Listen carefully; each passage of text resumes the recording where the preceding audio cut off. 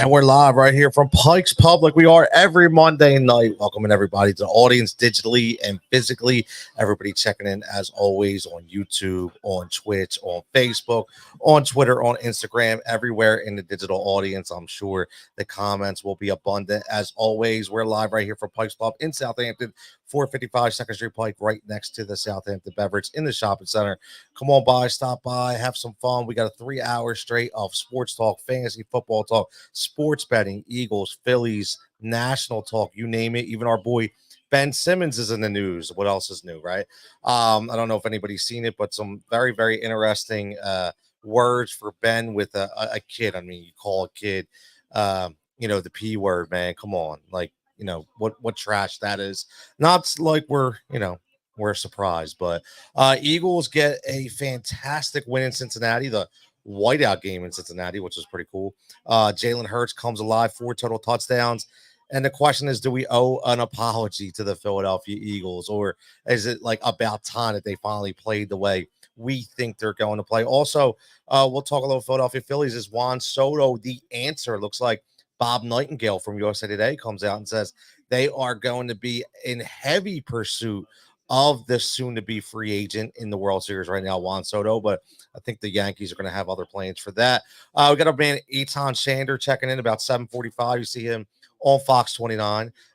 Used to be on WIP and The Fanatic, and also does tons of work for Odd Shopper. And Dave Glecker, as always, checking in the final hour from SiriusXM, talking some football, basketball, because listen, the Sixers opened up 1-2. It took Tyrese Maxey 45 points for them to get their first win. Shot 17 3-pointers, which is unbelievable. He was 5 for 17.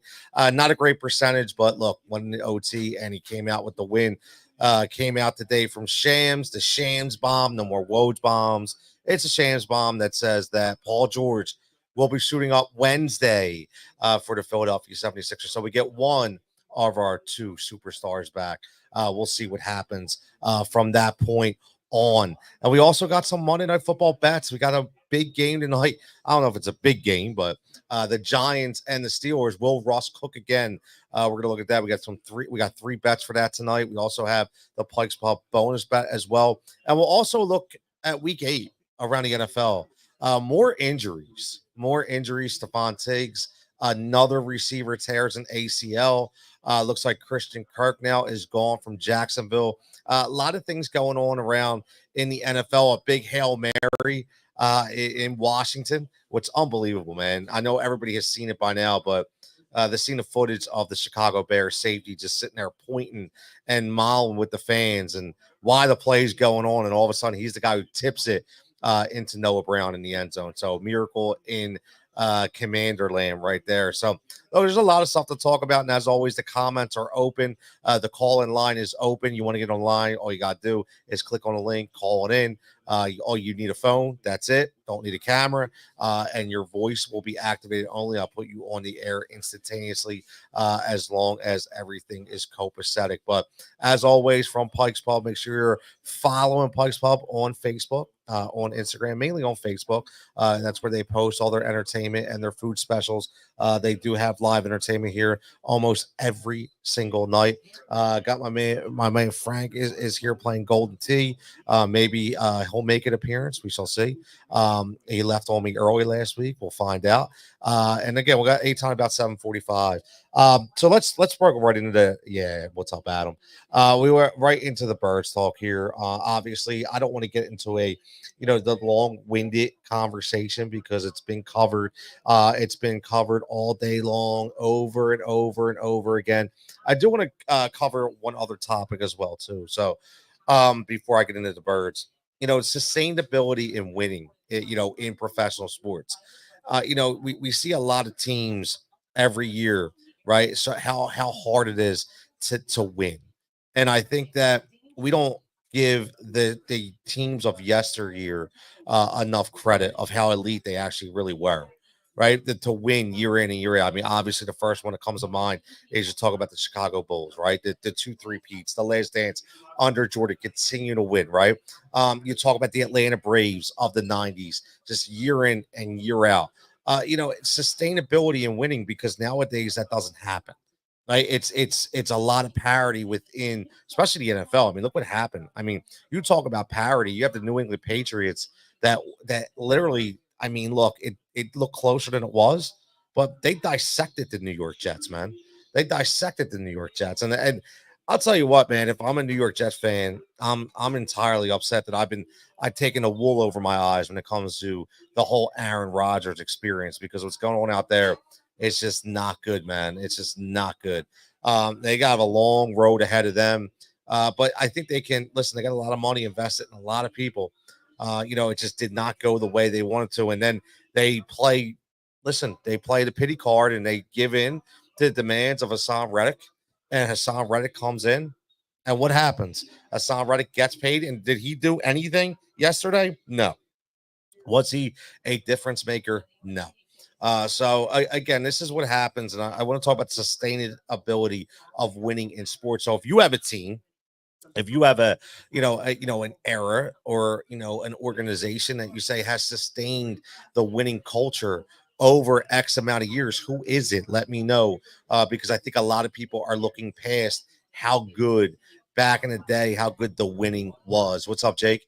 As always, like and subscribe in the channel, and make sure you like and subscribing the page where you're seeing us. We're live right here on Facebook and YouTube and Twitch and on Twitter. Now, looking at this Philadelphia Eagles game, looking at exactly the way this entire game was dissected, one thing I will say is this defense is really good.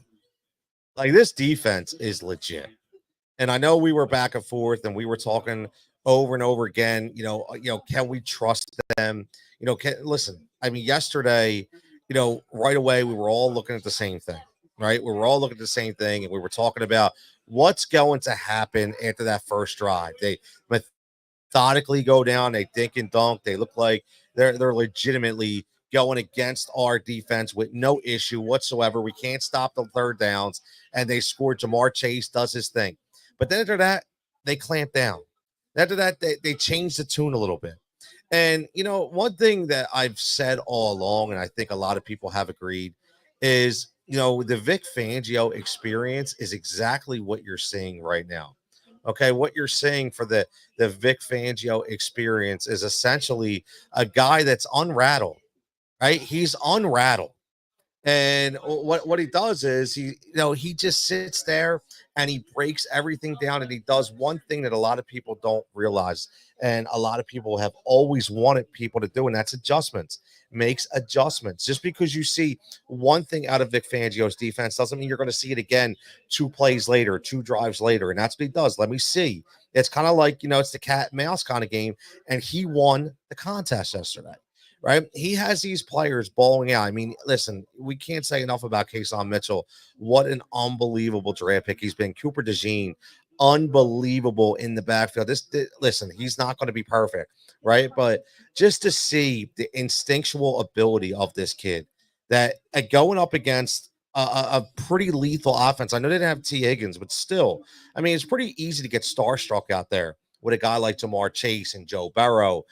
It's very, very easy to get starstruck, and he did not do it. He showed that it didn't matter, man. He came to play, and that's one thing I think that is very indicative of Vic Fangio, a guy who puts a lot of, I would say, a lot of confidence in these young guys.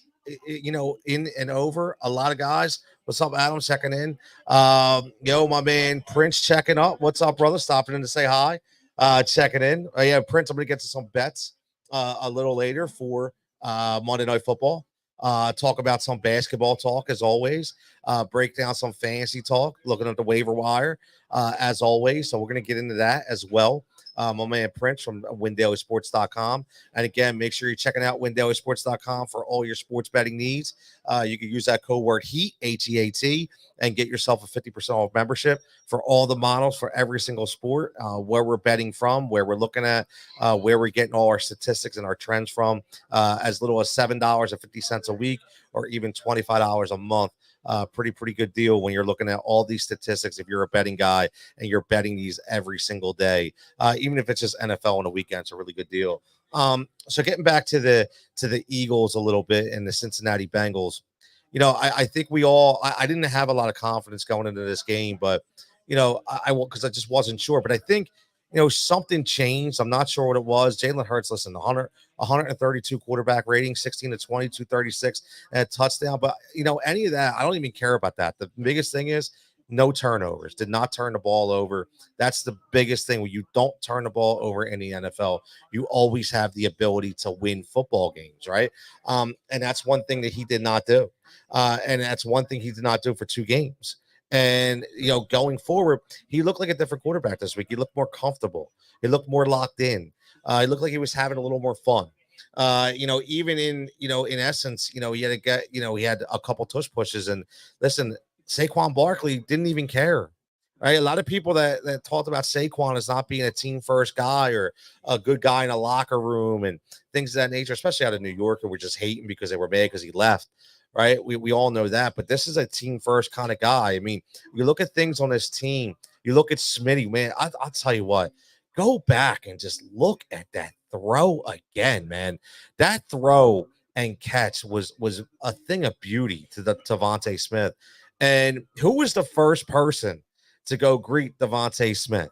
It was A.J. Brown, the other receiver on the other side, not worried that it wasn't his touchdown, right? So these are the big things that I think that we've actually overlooked. And me personally, I've overlooked too, because I was so hell-bent on what was going on with the coach and all the, the negative accolades that were coming through and all the negative feedback that was happening. And the way this team just looked stagnant. It looked like they were stomping in a mud hole, man, to be specific. They just didn't know what to do. They were very, very stagnant and boring offense. And guess what? They were not staggering and boring or stagnant and boring this Sunday. And I think going forward, listen, we could be looking at a 6-2 football team. Who thought that we would be looking at a 6-2 football team right now, 5-2? But I'm just saying, I know I did not think of that. Right. Essentially, look, man, when you look at this, what happens if we don't lose that Atlanta game, right? We should have never lost that Atlanta game. We'd be sitting at 6-1 right now. So the crazy thing is, what's scary is even with the amount of negativity that's been surrounding this team because of the play up to this point, they've still found a way to still have more than a 500, but a very winning record and still stay in the mix. And they're just getting stronger. That's what's crazy, right? They're just getting stronger. Listen, maybe we overlooked the fact that the 2 new coordinators, even though they were veteran guys, that they still had to take time to bring their system in, right? Maybe that's something we had to look at. And we didn't take, we just took it for granted. We just took it that these guys are going to come in. What's going on, man? These guys are going to come in and all of a sudden they're just going to roll, right? We just looked at all of a sudden they're just going to roll. And we didn't take into consideration that we had to look and make sure that these guys were going to be okay, to learn the plays and learn the scheme right away. Maybe it's taken some time. Maybe on the other end, it's taken some time for the coaches to learn their players, right? And that's another thing maybe we didn't take into consideration. So there's a lot of things, going on with this team, but they're good things, right? That's the thing. They're good things. And when they're good things and we want to win, I mean, that's the most important part, man. They are good things. So obviously we're talking all teams, not just the Eagles. A lot of stuff going on in the NFL. This is a local and national show. Listen, this is the same show that I do on Sirius on the weekends, man. We talk all sports. We talk all teams. We go around because, listen, if you want to listen to, WIP all day long and hear the same topics over and over and over again, I suggest that's what you do. Right here, we're going to talk about everything. We're going to get different. Okay, and we talk about different. We got the Monday Night Football game, okay, going on tonight. But what about Cleveland? What about Jameis Winston? right? Who would have thought, right, that the Cleveland Browns would beat the Baltimore Ravens? I mean, look, you saw a very, very, very upset Lamar Jackson at the end of the game, and rightfully so. But listen, be upset at yourself as well, right? But couple bad drops in that game. Rashad Bateman with a couple bad drops down the stretch that could have changed the entire outlook. Some real bad misses. Cedric Tillman, that touchdown. My God, the second one.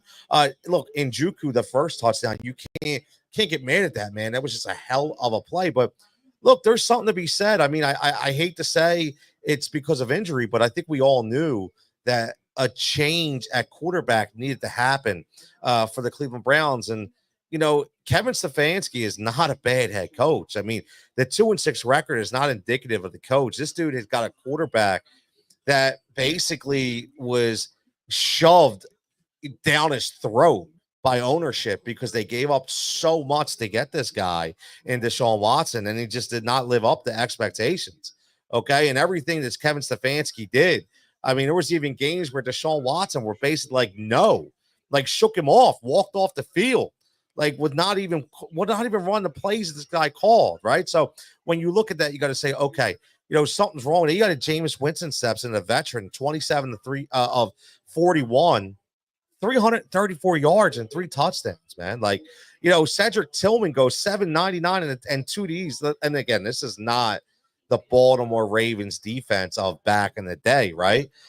It's really not. So if you had Jameis Winston on your fantasy team for some odd reason, because maybe you picked them up and you were hurting that bad, man, you probably won your week, right? One of the guys that I think you really need to look at, because Cedric Tillman was probably scooped up by everybody last week. If you are in a fantasy football league and you are looking at waivers, listen, Elijah Moore is a guy that you want to look at, man. Like, here's a PPR monster. This guy, 8 for 85, 12 targets. I mean, he was just targeted. I'm not going down to Jerry Jeudy I'm not going down to Jerry Jeudy hole. I'm not getting excited over Jerry Jeudy. I would go Elijah Moore because he's doing a lot of different things.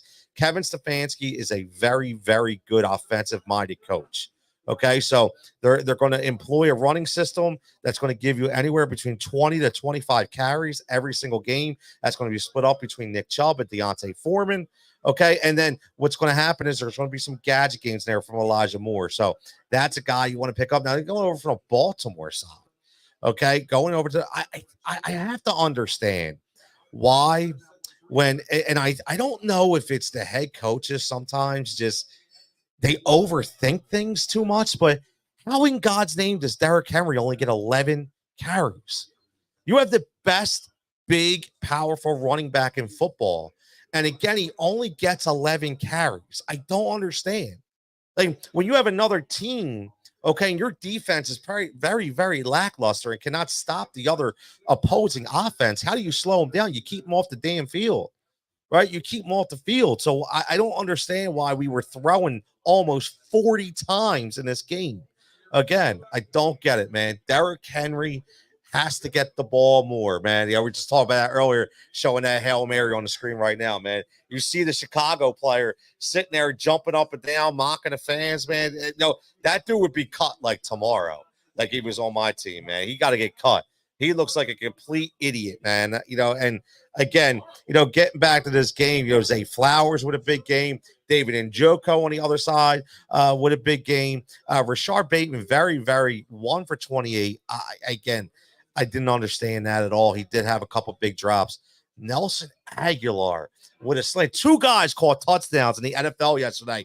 Nelson Aguilar and Jalen Reagor. Like, remember that? Like, 2 former Eagles I could do not near. Even though Aguilar did have his a really good year, during the Super Bowl. But again, Nelson Aguilar, 3 for 36 and a touchdown. But watch out for those Browns, man. I'm telling you. I'm not saying, obviously, there's not a playoff ban, but I think they'll make some noise and they're going to make it hard for a lot of teams. Then we go over to one of my favorite coaches, is Sean McVay.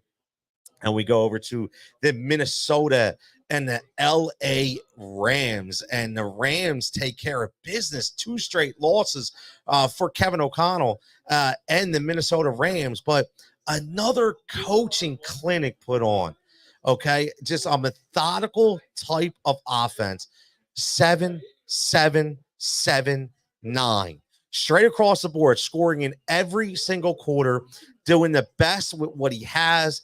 And again, I can't say enough about what kind of love we need to give to Matthew Stafford, man. Like Matthew Stafford, again, 25 and 34, 279, 4 touchdowns, 1 pick. This guy just continues to get it done, man. He just continues to get it done. And again, I don't think, whenever we look at sports and we look around at quarterbacks, I don't hear his name mentioned enough. I don't know why. Maybe because he's not out front and center, right?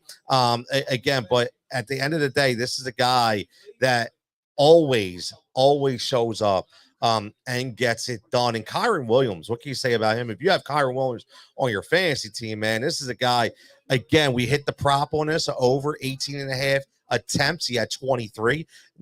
Listen, that's not hard to do with Kyron Williams. He had 5 receptions as well. This guy touched the ball almost 30 times. I said this before and I'll say it again. When Sean McVay trusts a running back, he will make him a bell cow. And that's exactly what he's doing with Kyron Williams. Puka Nacua comes back and just shows why Puka does Puka things. 7 for 106. He's targeted 9 times. And again, Cooper gets the touchdown.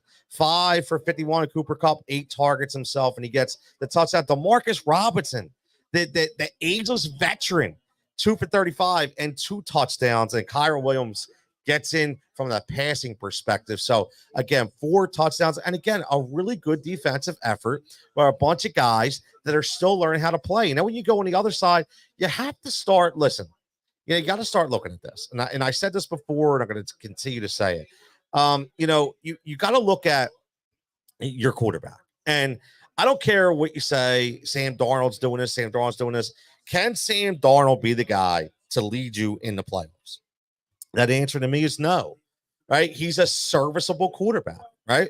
So I think this is something that Minnesota is trying and to see if there's quarterbacks available. That's why the Matthew Stafford rumors came up. So listen, I think that Sam Darnold is a good quarterback, but he's not a playoff quarterback. And I think that's what's happening. You're seeing the limitations. Okay, you're seeing the limitations.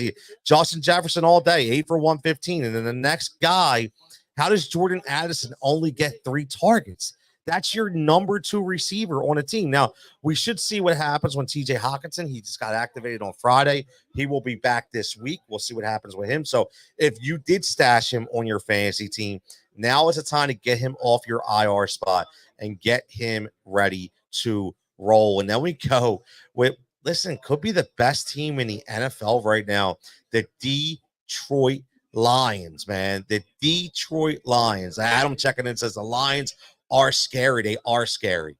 They are scary good, man. I'm telling you, this team, the offensive firepower that they have, and how about, are we talking enough about Ben Johnson? All right, are we talking enough about Ben Johnson? And Ben Johnson is the offensive coordinator for the Detroit Lions that everybody was in on, right? Wanted him to be a head coach. We're going to give him tons of money to be a head coach. He said, no, you know what? I want to stay. I want to stay because I want to see this through. And this dude, you got David Montgomery throwing touchdowns. You got guards running out and trying to catch touchdowns. You got different formations, motions going all over the place. I mean, Jared Goff, he had 2 touchdowns and only had like 28 yards at one time because they just score at will. I mean, you think about this team and the amount of weapons they have. Laporta gets in the end zone. We haven't even talked about Laporta, but listen, we talked years ago, right? When you had the New Orleans Saints had Alvin Kamara, right? And they had the 2-headed running back, Mark Ingram, out there. And both of those dudes were Pro Bowlers. And, you're seeing that right now with Jahmyr Gibbs and David Montgomery, right? You're seeing that these are 2 very special players. And as long as they're okay to shelter wealth, this team, now I will tell you, and everybody knows this, who knows me, is I am not a Jared Goff believer. All right. I am not a Jared Goff believer. I do not know if Jared Goff is going to be able to be that guy. 12 of 15, 85 yards and 3 touchdowns. Guess what? This team scored 52. Okay, the score scores 52. Jared Goff didn't even have to do a lot. And honestly, if you keep him to a minimum, okay, I can roll with it. But I can't have Jared Goff throwing 20 to 30 times a game. I do not think that's going to bode well for anybody. Now, Mason Rudolph, on the other hand, 22 of 38 for 266, 1 and 2. Listen, the Titans are what they are. But I'll tell you what, man, if you're a Calvin Ridley owner, right? If you're a Calvin Ridley owner, I got two things to say about this team. Calvin Ridley, 10 for 143. This dude is the only guy to throw to. He's very talented. He's going to get open, right? But how about Nick Westbrook Akinye? If you are a DFS player, if you are a sports better, this dude seems to score. He should have had 2 touchdowns. He seems to score every single week in the red zone. So that is a guy that you want to look at as well. We talked about him on a Sirius show, a guy that we can insert into the lineup if need be. And I'll tell you what, man, he was fantastic. He just seems to get open no matter who the quarterback is, right? No matter who the quarterback is. And then we go to Houston, who skates by with a 23-20 win. Let's just say, here's the problem with the NFL. I heard a really good topic today, and it brings me to this because we're going to talk about Anthony Richardson. Are we paying quarterbacks too early? It was a really good, look, I'll be honest with you. I listen to Sirius XM every single day. I get tired of the local scene, got tired of the same sports talk over and over again. I listen to the NBA channel. I listen to the NFL channel. I think there's a lot better content on there as well. It doesn't hurt that I get to talk there on the weekends too. So, I'm very confident that, the show is good as well. So, I'm looking at, hearing, the guy on today, I think it was Jeff Ratcliffe. It's actually Jeff Manns. And we talking about, do we pay these quarterbacks too early? And, now obviously we didn't pay Anthony Richardson too early, but he's a young quarterback. And I'll be honest with you, he cannot run this system. And we've seen Gardner Minshew run the Shane Steichen system. We've seen Joe Flacco run the Shane Steichen system. And now you see Anthony Richardson cannot run the Shane Steichen system. And I've never seen a quarterback asked to come out because he's tired. I was really shocked to see that happen. He asked to come out because he was tired. Never seen that before. Really not understanding why. But hey, man, listen, I guess health is number one. Understandable. But the Houston Texans, they squeak out a win, but they lose a big piece, man. By the way, they signed Devin White, the guy who couldn't play here in Philadelphia. Devin White goes and signs with the Houston Texans. So we'll see what happens with the Houston Texans. But listen, that Stephon Diggs injury is going to be huge. That's a big injury, man. That is a big deal. A shame for him, but a shame for the team because this is a Super Bowl aspirations team. Now, Nico Collins, he'll be coming back in a couple weeks off of IR, but until then, this is going to be tough, man. This is going to be a tough pill to swallow. Then we go to Green Bay. Jordan Love injured again. Now, I don't know. I think they say it's his groin. Not sure if maybe re-aggravates the knee. Christian Kirk is lost for Jacksonville. Dougie P's trying to coach for a job. Will he continue to hold his job? We shall see. I don't know. Okay, but here's the thing about Green Bay. They got so much talent on the outside. And another guy, in my opinion, in Matt LaFleur, who doesn't get enough credit as being one of the best coaches in the NFL. All this dude does is win, win, win. And I'm going to tell you something. I do not disagree that if there was a different quarterback on this team, they'd still be 6-2. I do like Jordan Love, but I don't think Jordan Love's a top 5 quarterback in the NFL, and that's the way he's being paid right now, right? So, this is a Green Bay team that has a lot of talent on the defensive side of the ball, a lot of talent on the offensive side of the ball, and they should be competing for a Super Bowl. But they're not right now because, they're not competing for a Super Bowl because, again, I don't think they can rely on their young quarterback, the guy that they just paid. Now, they're going to have a top 3 pick in the draft, man.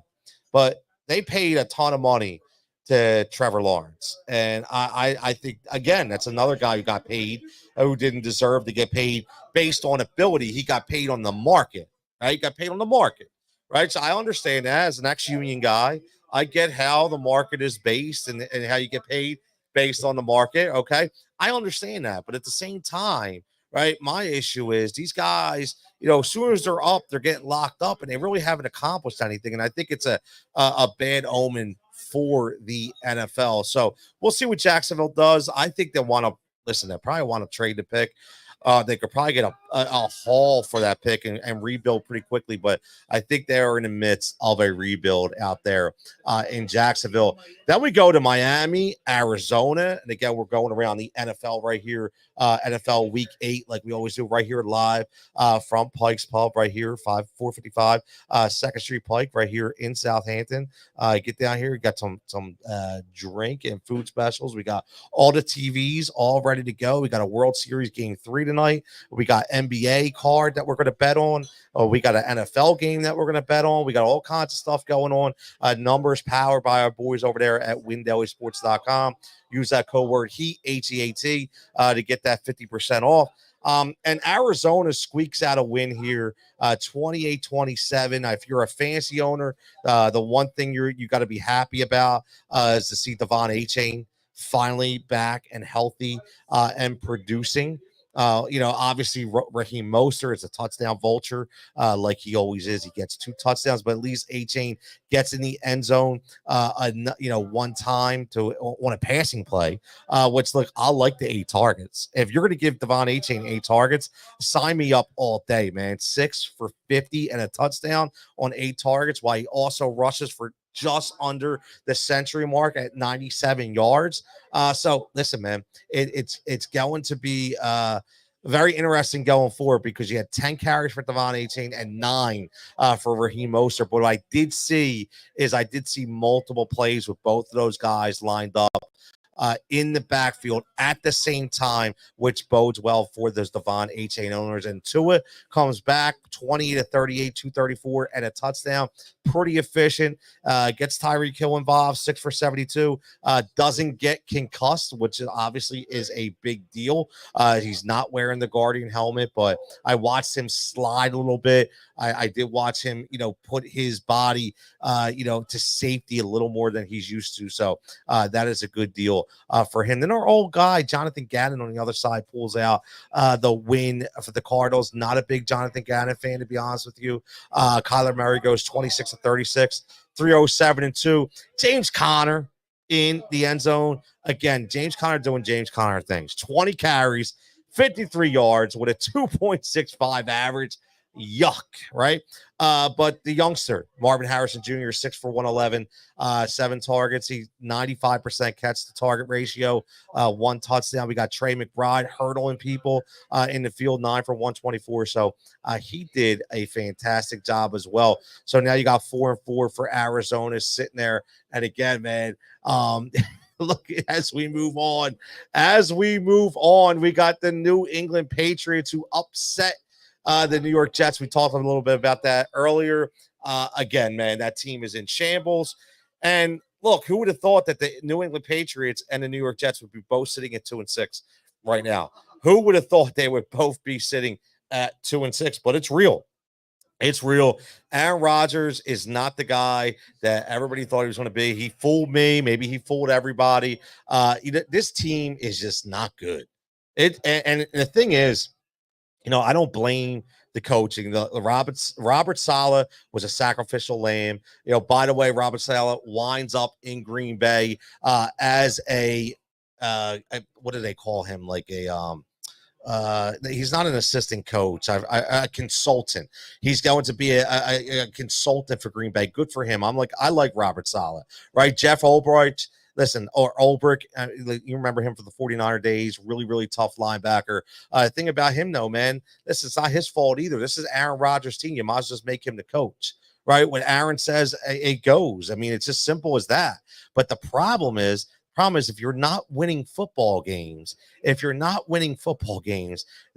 a problem. So, and this team's got a lot of money invested.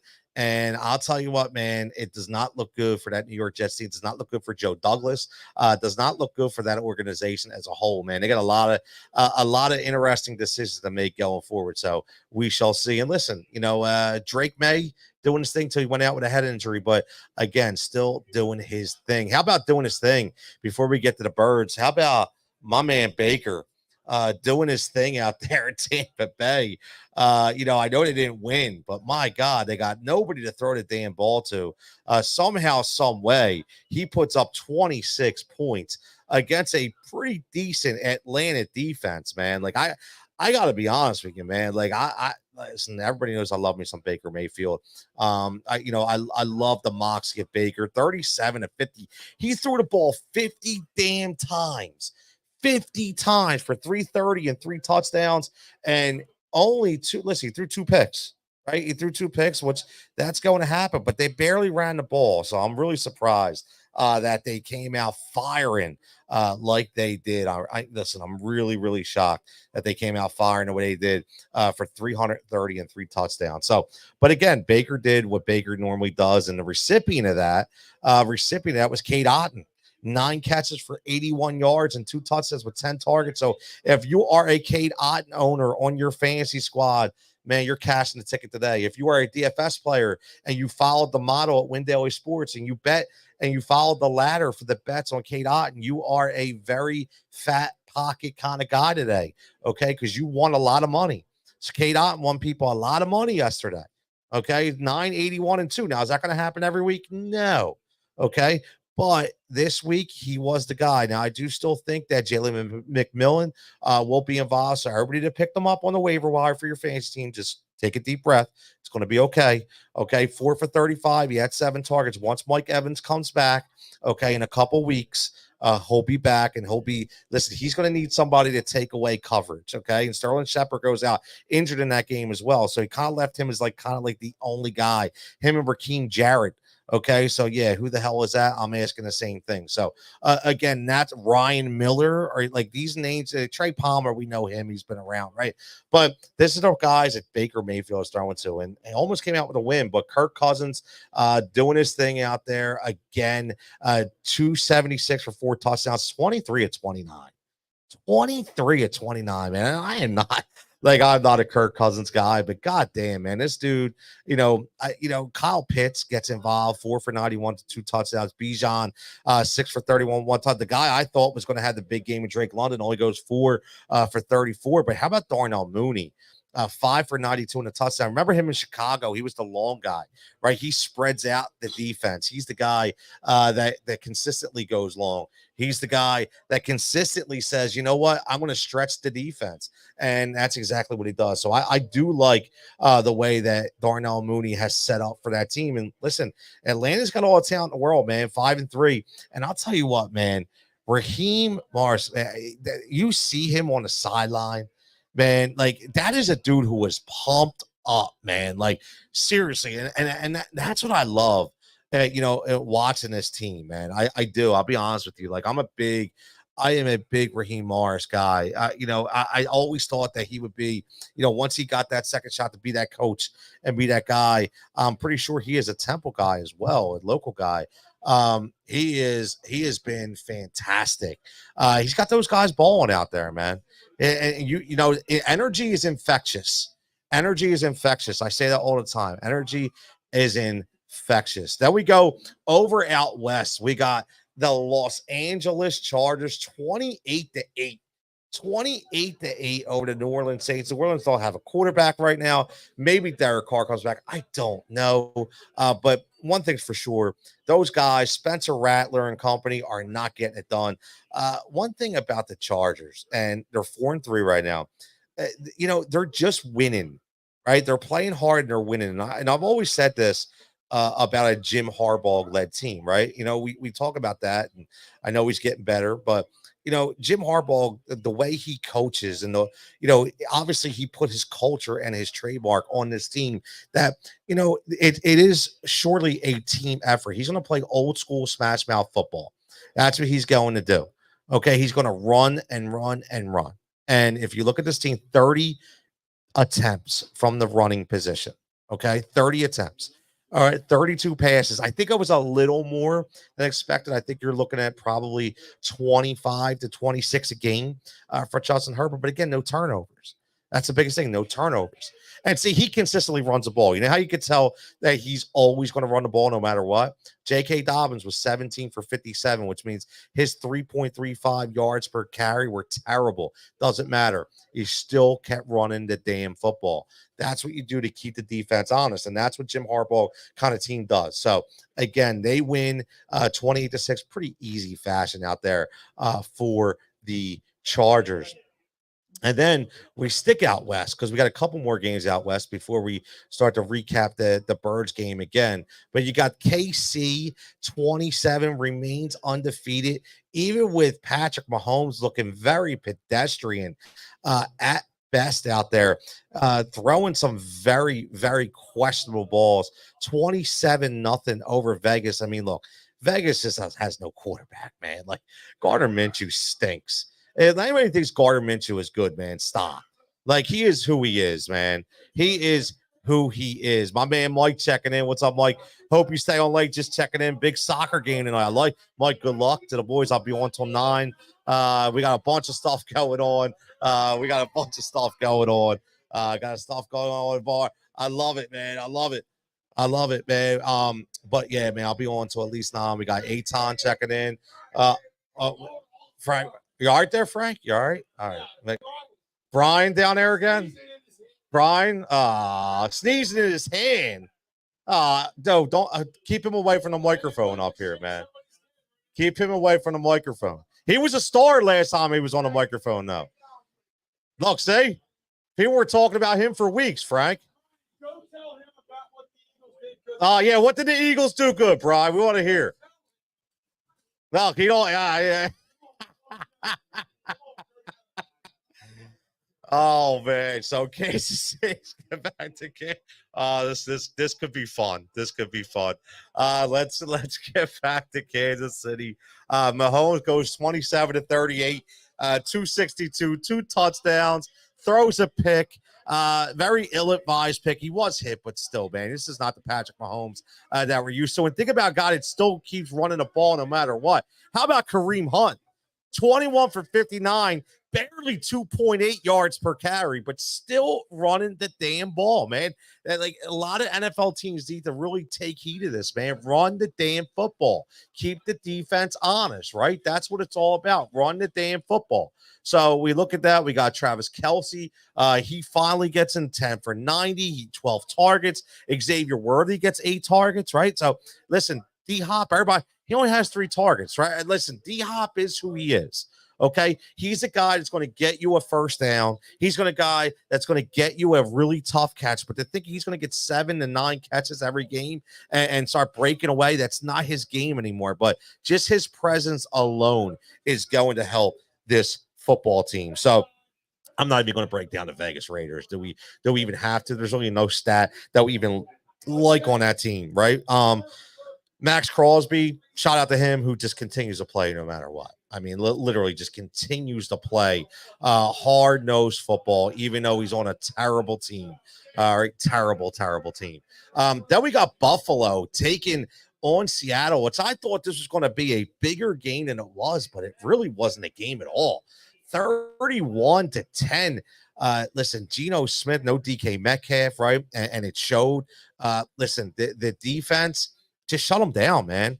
They shut them down. I mean, they didn't score their 7 until the 4th quarter. All right. So the Buffalo Bills, their defense showed up in Seattle, right? In Seattle, even some boo birds out there in Seattle. That doesn't normally happen. James Cook, again, I'll tell you what, man. James Cook looks good. 17 for 111, 2 touchdowns, 6.53 yards per carry. He was clocked at 21.5 miles an hour at one of his runs, man, just under the Saquon of 22. James Cook, he should be getting a rock 20 times a game, man. He should. I think Josh Allen at 7 for 25, that needs to come down to like 3 or 4, and you got to get James Cook over 20, man. You do. Also gets 3 targets, 3 for 22. Khalil Shakir, 9 for 107 with 10 targets. My man Japan from WinDailySports.com. I know he's liking that because he is a big Khalil Shakir guy. Keon Coleman, 5 for 70, trusting the rookie. Gets the really hard catch in the end zone, too, if you saw it. He came through, man. he came through. And listen, when Josh Allen starts trusting the rookie, look out, man, because listen, you got Dalton Kincaid, you got Mari Cooper. I'm a little concerned about that. One catch for 3 yards and 2 targets. I know people are going to say he's learned. He's a veteran, man. He knows how to run plays. We got to figure out what's going on there because he needs to get more involved. Listen, Geno Smith, 21 of 29, 212 and a pick. The biggest thing about this team goes as far as Kenneth Walker is going to take them. And they shut Kenneth Walker down. But the problem with Seattle is they stopped running the ball probably because they were down. They start throwing, right? But 9 for 12, 1.3 yards per carry, which is absolutely brutal. Absolutely brutal. That is not something that you want to brag about, right? So when you're not running the ball and you're not gaining positive yardage, you're constantly in 3rd and long, and that defense can put their ears back and rush the passer. Listen, that's what happens. And again, that's why they lost. They could not do anything offensively. So next week is another week. We shall see what goes on from there. And then finally, before we get to the Birds, we got 2 more games. We got Denver and Carolina. One thing, man, I keep telling everybody, I told everybody, I don't know, if anybody's up late on Tuesday nights, you can catch me on VSiN on the TV channel. I hop on VSiN for 2 segments, and we talk about waivers. We talk about fantasy football. We talk some bets. And I put in Bo Nix like 3 weeks ago, told everybody, get in on Bo Nix. Is he going to light the world on fire? No, but he's going to give you positive fantasy points. And guess what? Bo Nix is giving positive fantasy points as a fantasy football quarterback. Is he a good NFL quarterback? Probably not. But a good fantasy quarterback? Yes. 284 and 3 touchdowns for Bo Nix, man. Like, seriously, this is a guy that you can rely on as a starting quarterback in fantasy football with the right matchup. I mean, if you had here's the thing, your team's either built of 2 ways. You either went all in on a quarterback and you said the quarterback's going to lead me and they're going to fill in the pieces with my other offensive set. Okay. Or you went in with a lot of offensive pieces and went for a guy like mid-tier guy, right? Middle of the road guy, maybe like a Kirk Cousins. All right. Well, maybe that's the guy that needs to pick up, or Geno Smith, and this is the guy you need Bo Nix. Right. So hopefully you listened 3 weeks ago and you are a Bo Nix owner. We hit a bunch of bets in this game on Jaleel McLaughlin because we were over on him for 30 yards rushing. He had 47. We were over on him in the passing game as well for the yardage. He only had his prop was only 4.5. He had 1 catch for 9 yards, and we had him for a touchdown. So you hit big if you had Jaleel McLaughlin in this game. I missed on Troy Franklin. I thought he was going to be better. He did not show up for me, only 1 for 6. But the ageless Adam Troutman shows up. Sean Payton, disciple from New Orleans, gets involved for National Tight End Day. 4 catches, 85 yards, a touchdown, and 4 targets for Adam Troutman. When you look at the other side, you got the Carolina Panthers. Listen, I don't know. Bryce Young, what can you say? 224. At least he threw 2 touchdowns, but he did throw 2 picks. Listen, he's a work in progress. I think we all know that. And again, if you have any fantasy stock in any of these players, it's kind of hard. Xavier Legette, again, 4 for 34. He's the guy who scores for a touchdown. But, it's very hard with this team going forward. Chuba Hubbard would be the only guy that I would recommend to be starting at all on your fantasy roster. And last but not least, before the Birds, we got the Bears and the Washington Commanders that we talked about. The Hail Mary play. The Washington wins the game 18-15, man. Dan Quinn doing his thing out there, man. Dan Quinn doing his thing. And again, man, Caleb Williams, not a great game. 10 out of 24, 131, no touchdowns. DeAndre Swift still getting it done. 18 carries, 129, 7.1 yards per carry, man. Like he was exceptional yesterday. Caleb Williams gets on the board with 10 for 41. So at least he salvages you a little bit, right? But again, just DJ Moore, only 2 catches. Keenan Allen, 2 catches. Rome Odunze, 3 catches. Cole Kmet, 1 catch. Just not enough, man. And I think, again, this is a defensive team that is very underrated under Dan Quinn. Dan Quinn has got these guys believing in each other, got these guys rolling around, and they put one hell of a defensive clinic on yesterday against a really good Chicago offense so far. Jaden Daniels, 21 of 38, 326, and obviously that touchdown. But I'll tell you what, man, for him to throw that ball the way from the 35 from their own 35 to get it in the end zone was unbelievable arm strength right there. Terry McLaurin, 5 for 125. And my favorite, again, for tight end with Zach Ertz, 7 for 77, 11 targets, just a PPR monster. A PPR monster. Again, we are live right here from Pike's Pub, right here in Southampton, 455 2nd Street Pike. Come on, stop by. We're going to have the game on. We're going to be talking Monday Night Football. We'll be talking a little Phillies, Juan Soto action. And we're already starting to break down the Birds a little bit. And I got some bets for Monday Night Football as well. So want to make sure that we break that down as well. And I keep asking this question, man. Like, obviously the Eagles take care of business. And it's like, do we owe the Eagles an apology? And it's crazy. But when you think about it, did we not give these guys the time that they needed? Where did we overestimate the time it would take for these guys to learn the playbook, to understand the plays? Did we overestimate the time that we needed in order to take two veteran guys in Kellen Moore and Vic Fangio and have their ability to be able to get these guys up to speed? And I think they came in not knowing these guys, obviously seeing these guys on film possibly, but not actually knowing these guys, right? Not actually knowing these guys, and now putting these guys in position, right? Putting these guys in position to make plays. And I think that is one of the most important parts, because I watched even watched a fantastic play from Darius Slay the other day, right?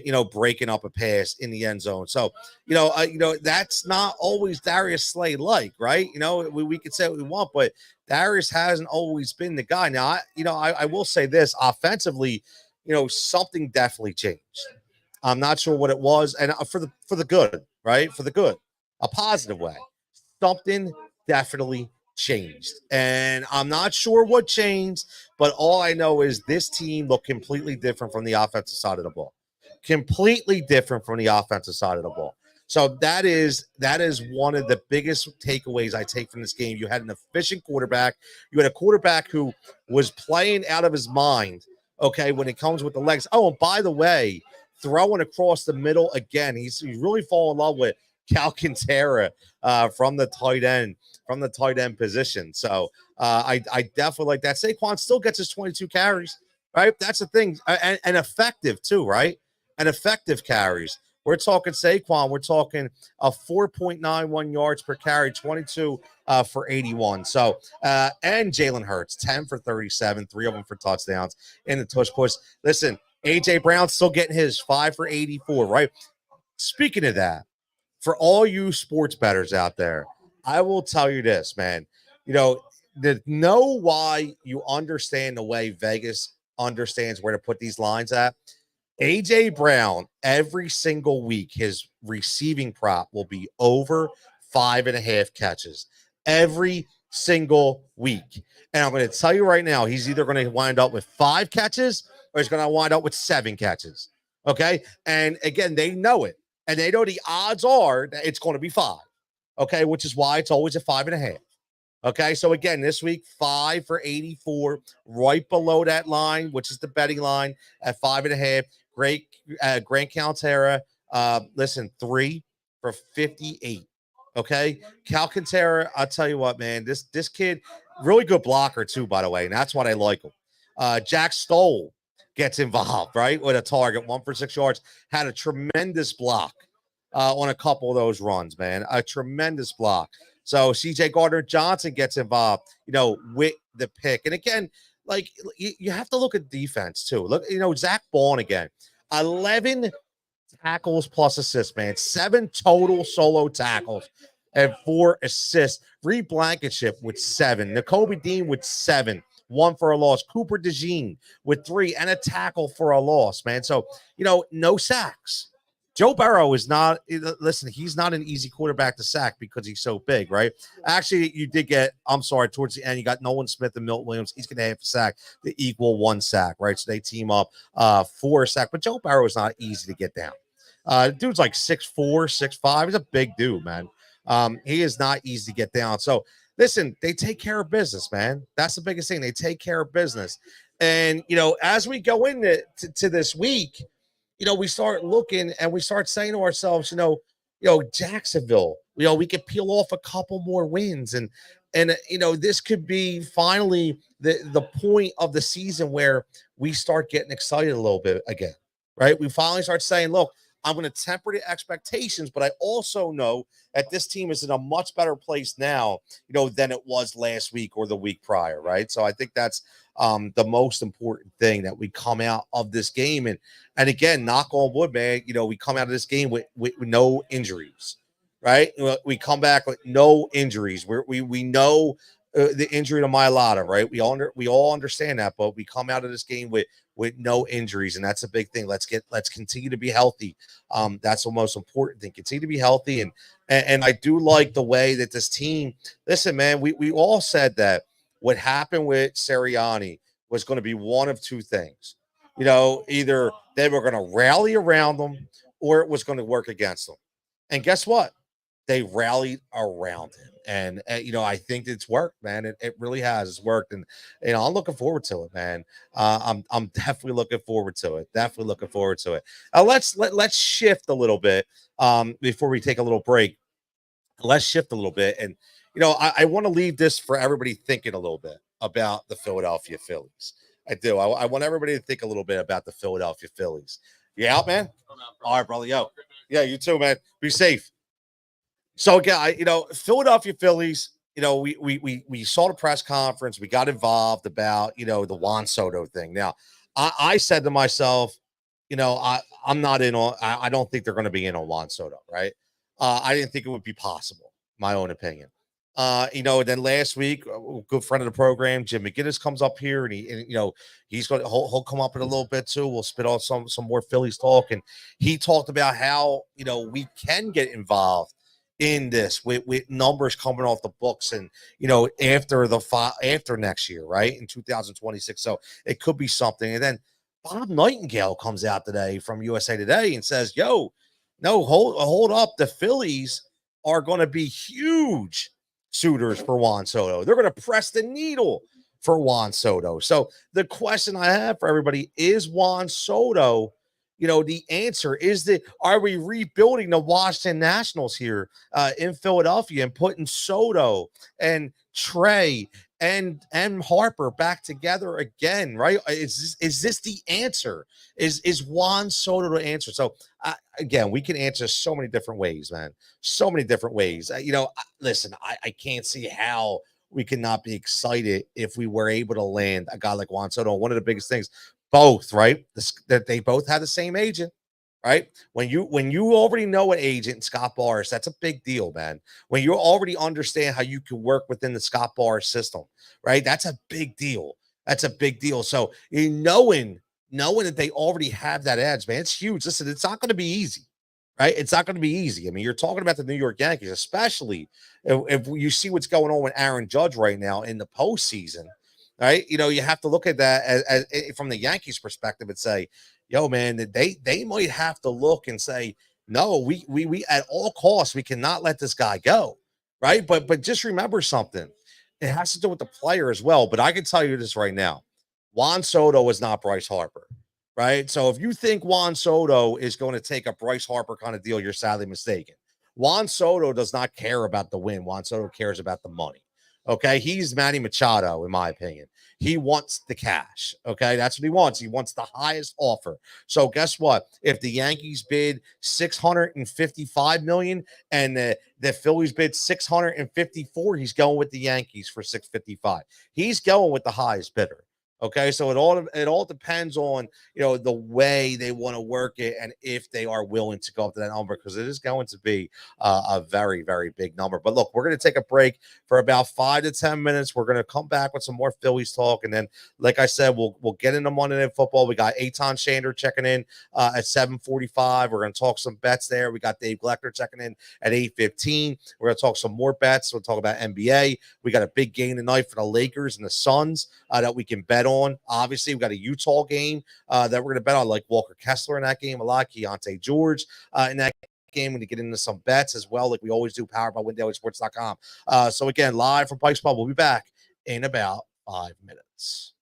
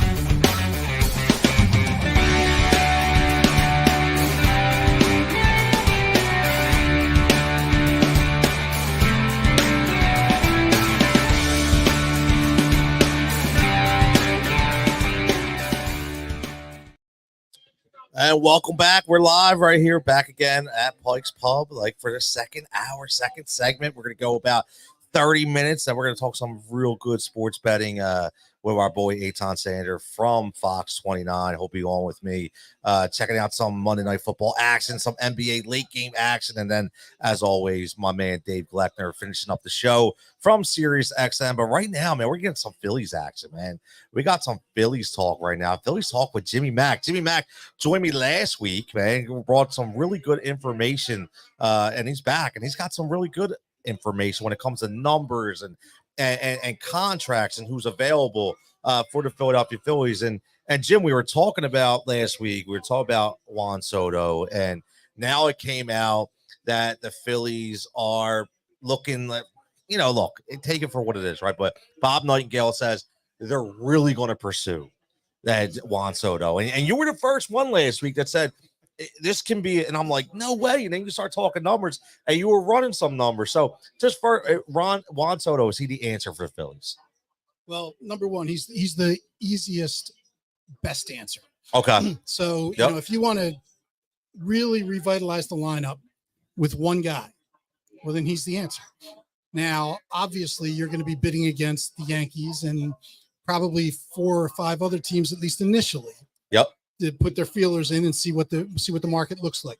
But the Phillies need this guy like nobody other than the Yankees. If the Yankees lose him, that's going to hurt a lot. So I do. I think I said last week, I put the odds slightly below 50-50 because he's already been there. He's comfortable probably with the city, and frankly, there's a better Dominican population in New York City. So, that's true. So there's definitely some advantages for him probably staying put. That said, if you want to take swing and miss, or take the most swing and miss out of the lineup you can with one guy out of the Phillies lineup, he's the guy. And money wise, so many people are just dismissed as they can't pay him. They absolutely can pay him. And that was my point. And you brought that up. So talk to everybody. Like, how do you pay Juan Soto when you already have these big time contracts in place? Sure. So I looked at the most likely 26 player roster that the Phillies will have for next year. Okay. And there's a few people on there that probably won't be there, and a few new ones that'll come in. But as always, it looks like they're about 265 million, give or take. Wow. Which is over the luxury tax already. Yep. But when you look at the way owners view the luxury tax thresholds now versus the way they did prior to the last CBA, it's completely different. So essentially the CBA thresholds were really a salary cap for almost every owner in the league. There was, 1 or 2 exceptions, but really almost everybody stayed just under, yep, or way under. Yep. If you look at the small market teams. Yep. Since the new CBA, more teams have broken those thresholds than ever before. More teams have done it multiple years. The owners obviously they're doing well in the CBA. You talk about people like, the players, they're getting too much money. If the players were getting too much money, the owners wouldn't be acting the way they're acting. So actions speak louder than words. Yep. So obviously adding a Juan Soto to a roster that's already around 265 puts them well above 300. But that is not even higher than the Mets went this year. And I still can't believe we're talking about these numbers, man. Yeah. That's great. Why would you think we Phillies would be talking about these numbers? And it's about where the Yankees and the Dodgers are now. Both of them are slightly over 300. Wow. The other thing that works in the Phillies, I think in their favor here, is that if they get Soto, well, then Marsh and Hayes are gone. So there's 10 million out off of the, that they're both supposed to make, or they're estimated to make $10 million combined. Okay. In next season. So, So now you're about 305. But if you look at the Phillies, so that's next year. But if you look at their payroll going out two years from there, they'd lose about $140 million in salary that just drops off the books from the, from the roster, from contracts ending. And you've got in that time, in the next 2.5 years, you're gonna bring up Crawford, you're gonna bring up Painter, and you're gonna bring up Miller. So there's gonna be 3 key guys. Now, how key they become, to be seen, to be determined. But team controllable. But yes, exactly. At very low salaries. Yep. So I think that the numbers actually work out really well. You can make a huge case for this. And I did a little bit of digging. So much the owners keep so much information about profitability and revenue private. Of course. That it's hard to dig of through course. those things. There's only 2 teams that are public that you can get information from. That's the Atlanta Braves and the Toronto Blue Jays. So you can get a little bit into their numbers. I wonder why that is. Well, they were bought by public entities. So, okay. So, and because they're public, the SEC requires them to. Okay, that makes put their sense. Numbers out there. That makes sense. But everybody else is owned privately. Okay. So, it's hard to dig around and try to find true financial information.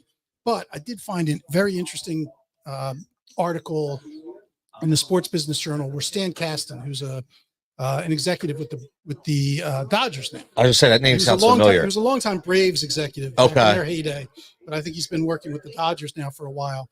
But he said that the financial windfall that the Dodgers have benefited from ever since signing Ohtani has, I'm not, this is paraphrasing, not quoting, but it was basically, it greatly exceeded even their estimates. Wow, really? So, and I know the Sports Business Journal had printed something saying that they expected it to be $30 million and that would be the highest new expected revenue of any team in the league. And now, so if they've greatly exceeded that, essentially you could look at it and think, hey, that's paying for Ohtani's salary. Yes. So while, they are over the luxury tax and they are paying a huge annual fee to him, and they're having to, what's it called? They're deferring all that salary. Yes. And they have to put that money away. It's, that money's basically being escrowed and invested until they have to pay it out. But they're going to make a ton of money from Ohtani signing. Now, again, you can't correlate that dollar for dollar with Soto because he's not Japanese. Right. So you don't have an entire country now, tuning into your team when they didn't before. Exactly. But the Dominican is obviously a market that, the Phillies probably aren't a favorite team in right now, but they would be if they signed Soto. So there would be a financial windfall there. Obviously, season tickets are going to go up. You probably wouldn't be able to get. It'd be like in 2008, 2009. Yep. You won't be able to buy a ticket from the team to get to a game. You'd have to. It's all StubHub. Yes, exactly. Yeah, and you're going to pay the fees. Exactly. So, for the Phillies, they could easily make this business case. That's interesting, man. That's really, really interesting. So my question to you would be, because I was talking about this earlier, and you look at Juan Soto. You probably heard me. Juan Soto was a money guy. Right. Yeah, so absolutely. He's not Bryce Harper. He's not going to say, forego the trade clause, forego the final year. I'll take No, he wants the highest money, So how hard is this going to be, man? Because I look at the Yankees going, we're not letting this guy go. Like, there's no way. And I mean, like, when is going to be that point, man? Because he's going to get over $500 million. Yes, I agree. Right? Absolutely. I mean, I think it's a foregone. He might even hit 6. Yeah. Well, I put him in. What do you have? My estimate, I have 12 years, $50 million a year, $600 million. Wow. So that's, and that might be low. That might be low on years. And he's a Boris Boris client, man. So Boris is going to look to, and Boris in this case they'll probably be opt-outs. Yep. So because like you said, Soto, he played the game. Yes. He's like, okay, you don't want to give me my market value now. Yep. Well, then I'm going to go year over year. I'm going to go to arbitration. I'm going to maximize my, I'm going to bet on myself. That's what he did. And the payoff comes this offseason. And you're saying, and he's producing in the grandest age of them all too. Absolutely. So, so I think he's absolutely going to get 600 million. I think the 12 years, 500 million or 600 million is probably more of a floor than a ceiling.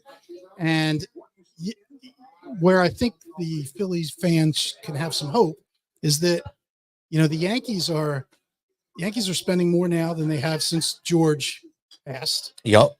Rest in peace. Yep. And yep. And the Suns have not shown the same propensity to spend.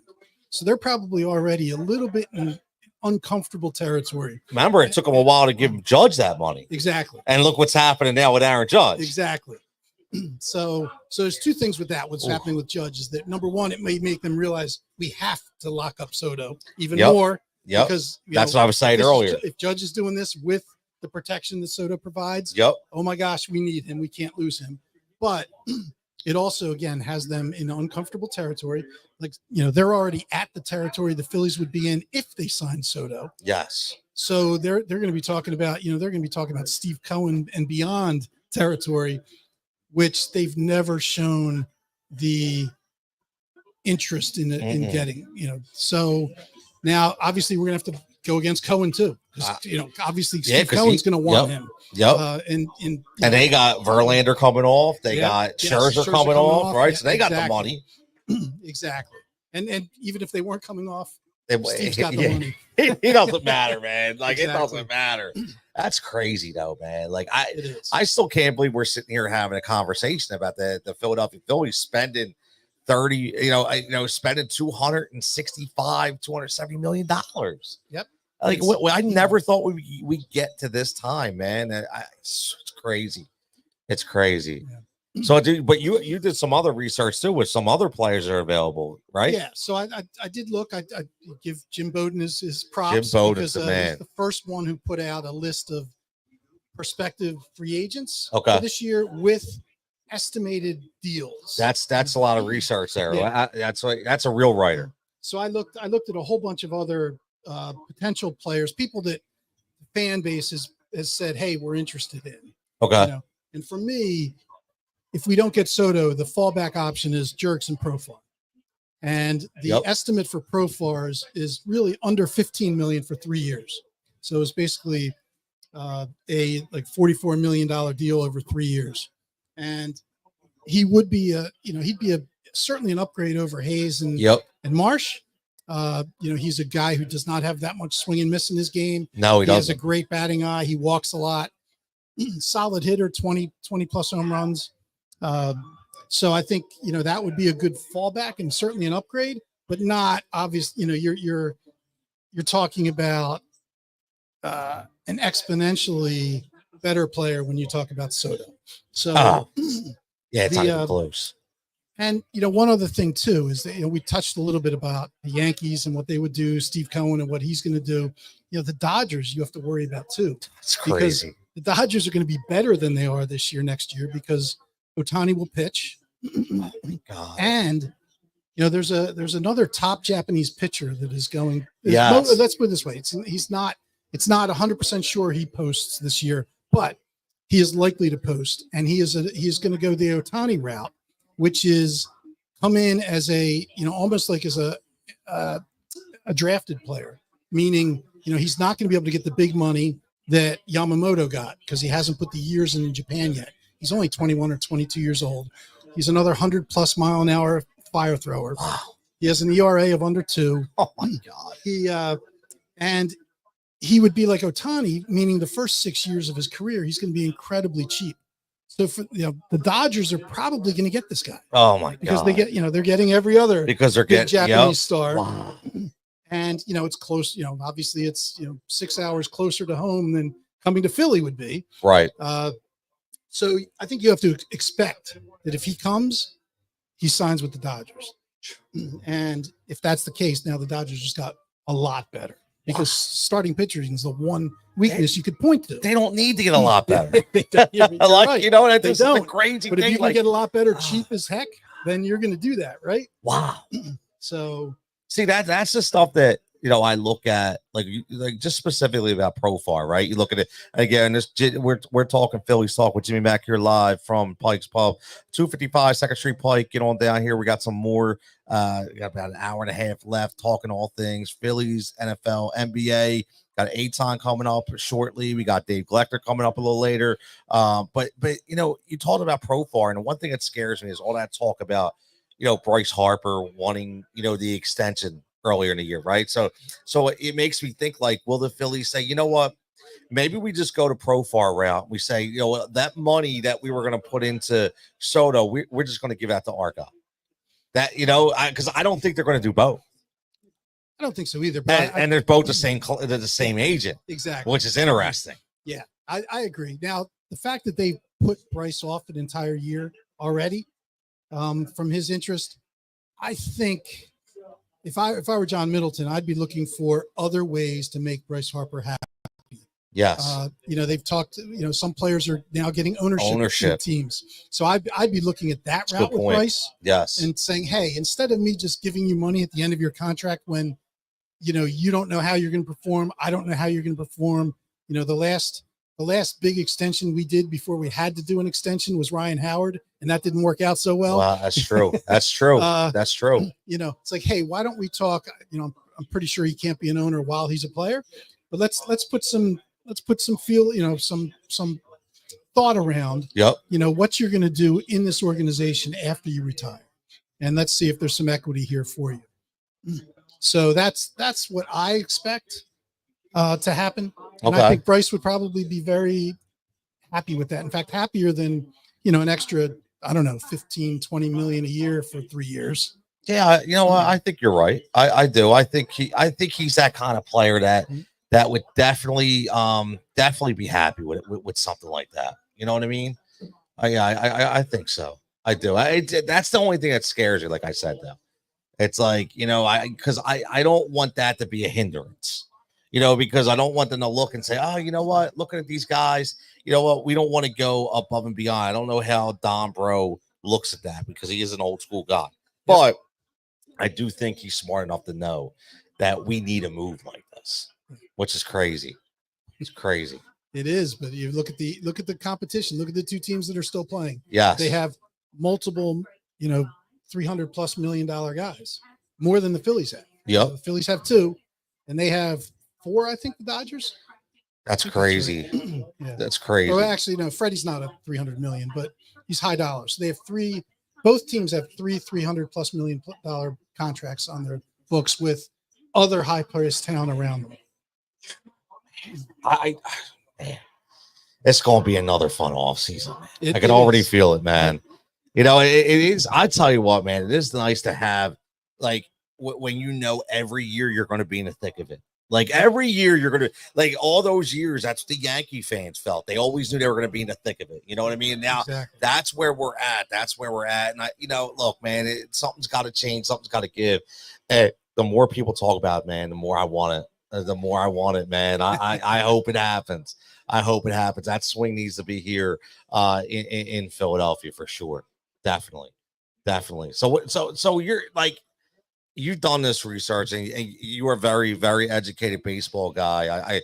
I know you do a lot of reading. So what do you think? Like, if you had to say odds, man, like how confident are you to think that, I won't say get him because I don't think we can, but that they're going to make that big push to really try to bring him in?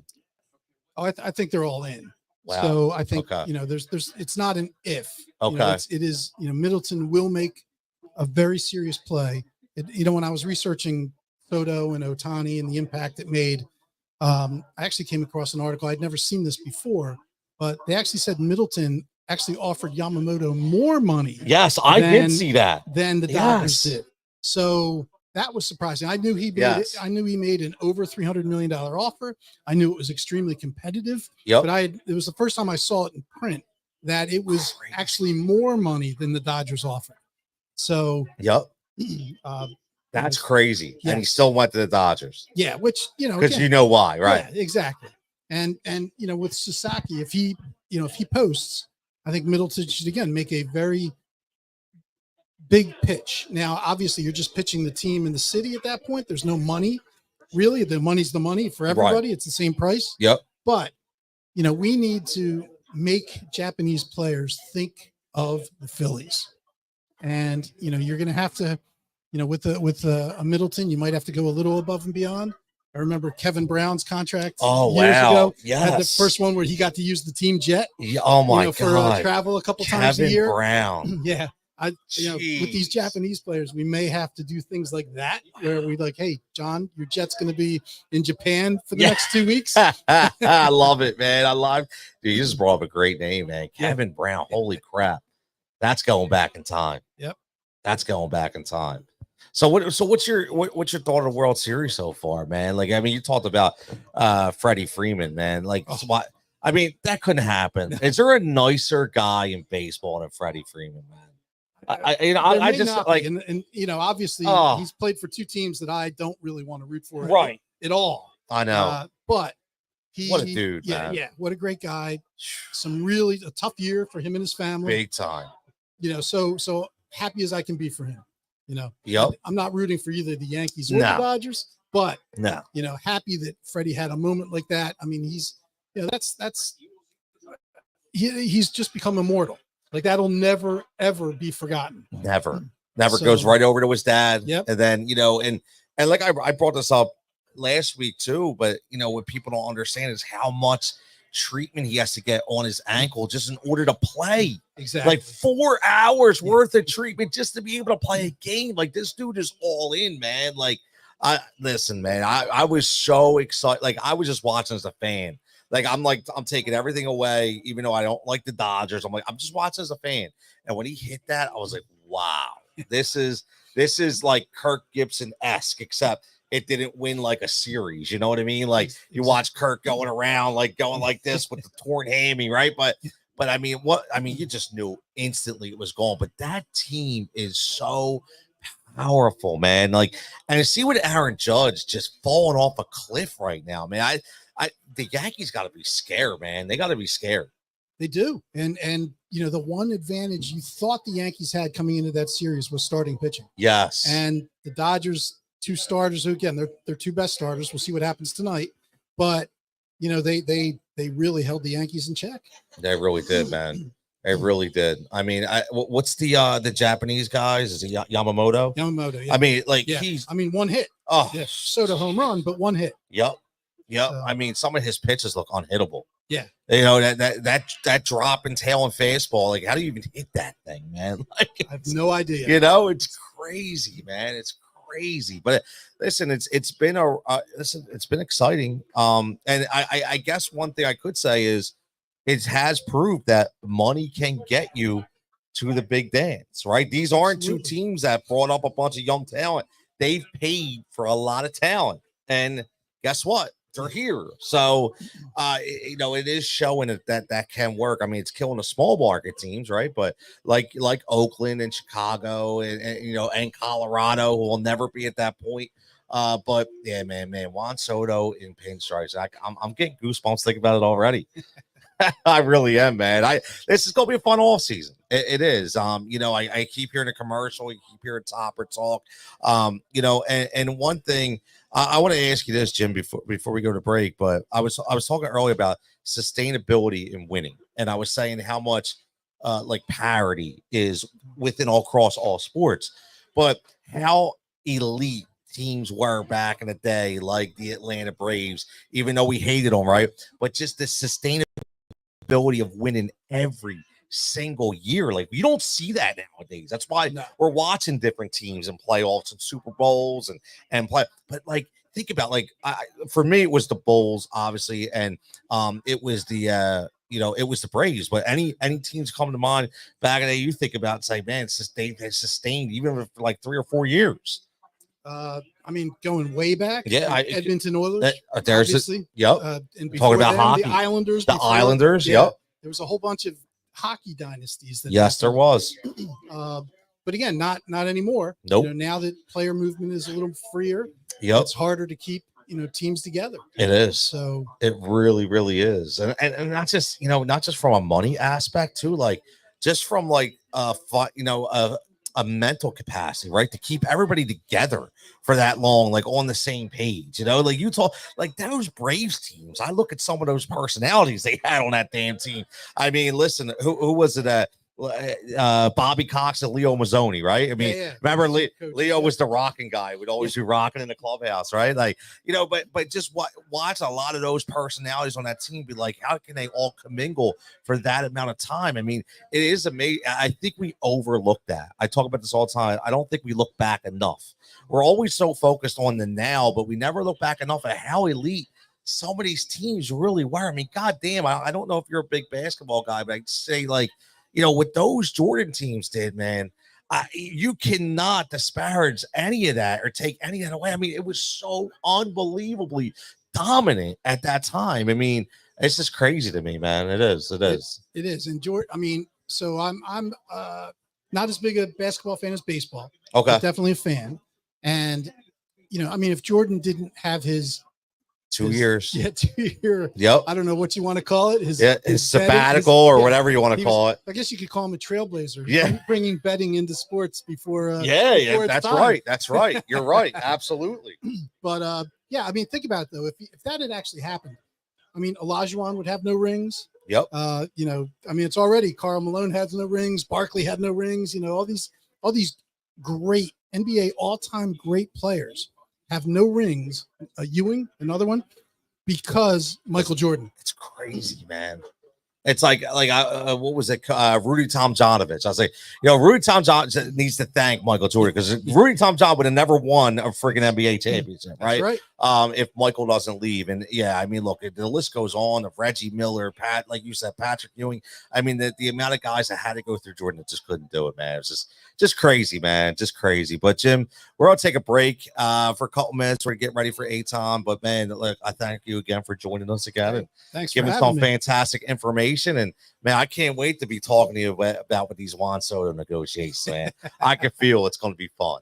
It is going to be fun. All right, people, we're going to take about a 5-minute break here, and then we're going to come back with Aton Shander from Fox 29 and talk some bets for the rest of the night.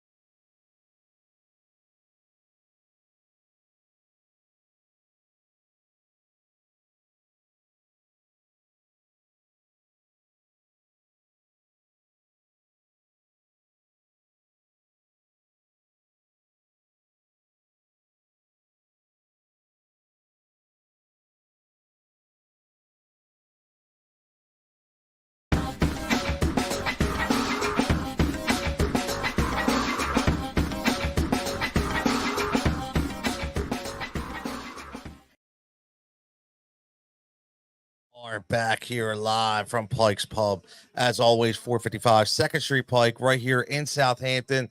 Getting ready. 8:15. We got a Monday night football game tonight. We got listen, I'm not going to say it's going to be a barn burner, right? It's going to be an okay game, especially from a betting perspective, but the over and under is still only sitting at 38.5, which isn't just shows you it's not going to be any type of fireworks, so to speak, right? So we're not going to get crazy, but I do have a triple play, like we always talk about, that I like tonight, and we're going to break it down. We're going to talk about, listen, can Russ cook again, things of that nature. But but before we get into that, man, I'm going to bring my man in. We got my man Eitan Shander coming in. We're going to talk a little bit. We talk about maybe some bets, some football talk. Eitan, what's going on, brother? Tony, my man, it's been too long, right? Oh, let me get over here in a good spot so I'm not lagging or anything, man. You know how it is as a parent now. You got kids asleep, so I got to do anything as it gets past like 7:00 Eastern. I got to do everything either downstairs in now a water-ridden basement, or I'm outside, man. Just because waking up the kids is the worst bet you want to lose. Let me tell you. Yeah, your day's over, man. Like you can't get no work done, you can't get no content done, you can't get nothing. Zero. Good seeing you, brother. You too, man. And as always, everybody checking in, man. Listen, everybody knows Eitan, man. Fox 29, Kettlebell Odd Shopper. He should still be on the radio. We'll get into that another day. But we're good, man. Yeah. We're good. I don't miss it one bit. I appreciate what Sean and the folks at iHeart did for me, by all means. But yeah. You know how it is, man. The grind it's not worth it. Yeah, exactly. No, I'm a very happy individual, Tony. See, thank you for putting it that way. I like how you put that, because I do say that a lot of people. Everybody goes, all right. I'm like, dude, like, you guys, you don't understand. Like, now I'm good. Like, I'm good, man. Like, we sit, we got our stuff set up, we do our thing. But listen, man, let me, before we get to the game tonight, we talk into any bets or whatever, man. Like, you talk everything. We know that.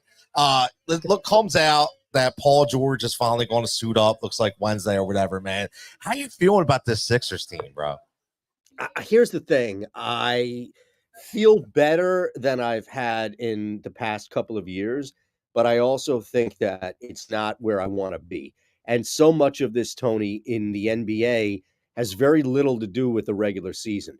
Like, you can coast, and that's why Shaq played 60 games or so with the Lakers, right? Like, that's why you see the Miami Heat kind of become that 8 to 7 seed, all of a sudden make a run deep, even if they don't win it, like to the Eastern Conference, farther than the Sixers have, right? And I think the biggest thing for me is I need to see this team healthy and ready to go in the playoffs. But what happens? How do we get there? What are the means to make me feel good about that in order to reach that end? The means is they have to play together. You can't put this thing together. There is no evidence whatsoever of it the first time, right? Like the first year that you slap everybody together, you're just going to go out there and win this thing. Even the Heatles needed a year, right, to get something under their belt. And you saw what happened in Dallas, or with Dallas, in that 1 year. My point being is that Paul George and Joel Embiid are not going to figure this thing out over the course of 10, 15 games.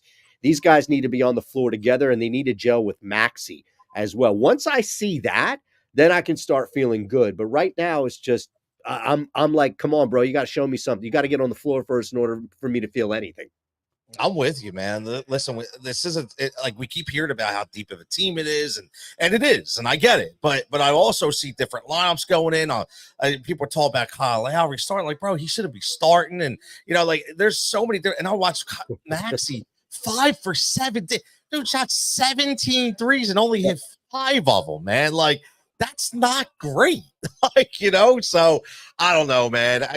We shall see what it is. I know one thing, man. I'm looking forward to the West Coast game tonight from a betting perspective. I'm looking forward to that Lakers and Suns game, man. Like, I'm excited. What do you take real fast before we get into betting about that whole Bronny situation out there? Well, I think the worst thing that happened, right, is they validated everybody pointing and laughing at it by immediately sending this kid to the G League, right? Like, if you don't do that and you keep him on board for, like, I don't know, 2 weeks, maybe there's a little less I told you so.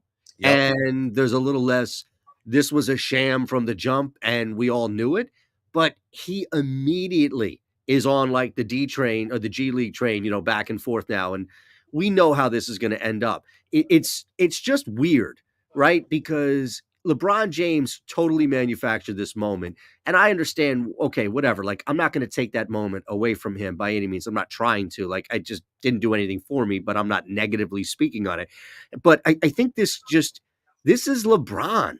Like, everything major seems to be manufactured. The Decision, a Jim Gray production, the barbershop, right? Oh, it's off the cut. No. That is as scripted of a show as it gets, with as heavily edited production as it gets. It just feels like everything LeBron, because when he doesn't and he gets caught off cuff, he starts to sound like a politician who hasn't researched a point. And I'm not saying anything specific. I'm just saying in general. So that's kind of how it felt to me, Tony, was it just felt more in line with him being, for some reason, everything seems to be so just prepared, if that is, and just nothing genuine.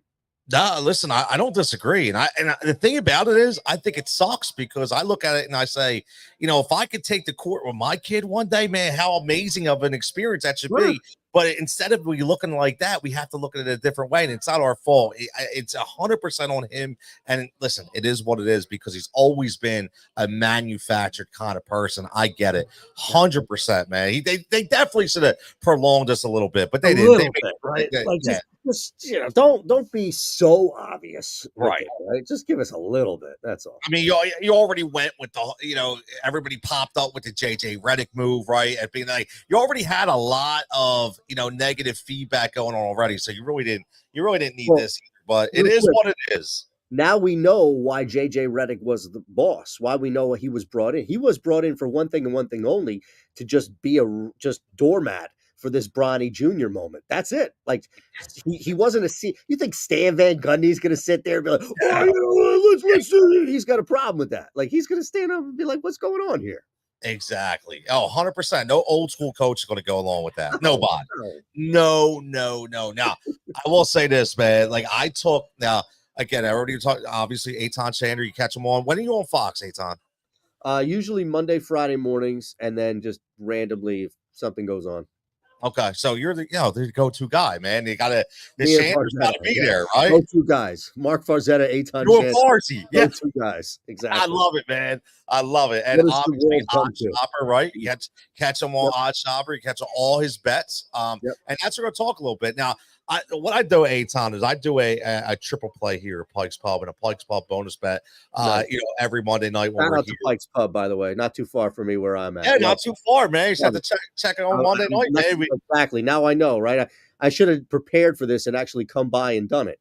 It's all good, man. I will set you up right next to me, man. Beautiful. You know what I mean? One screen.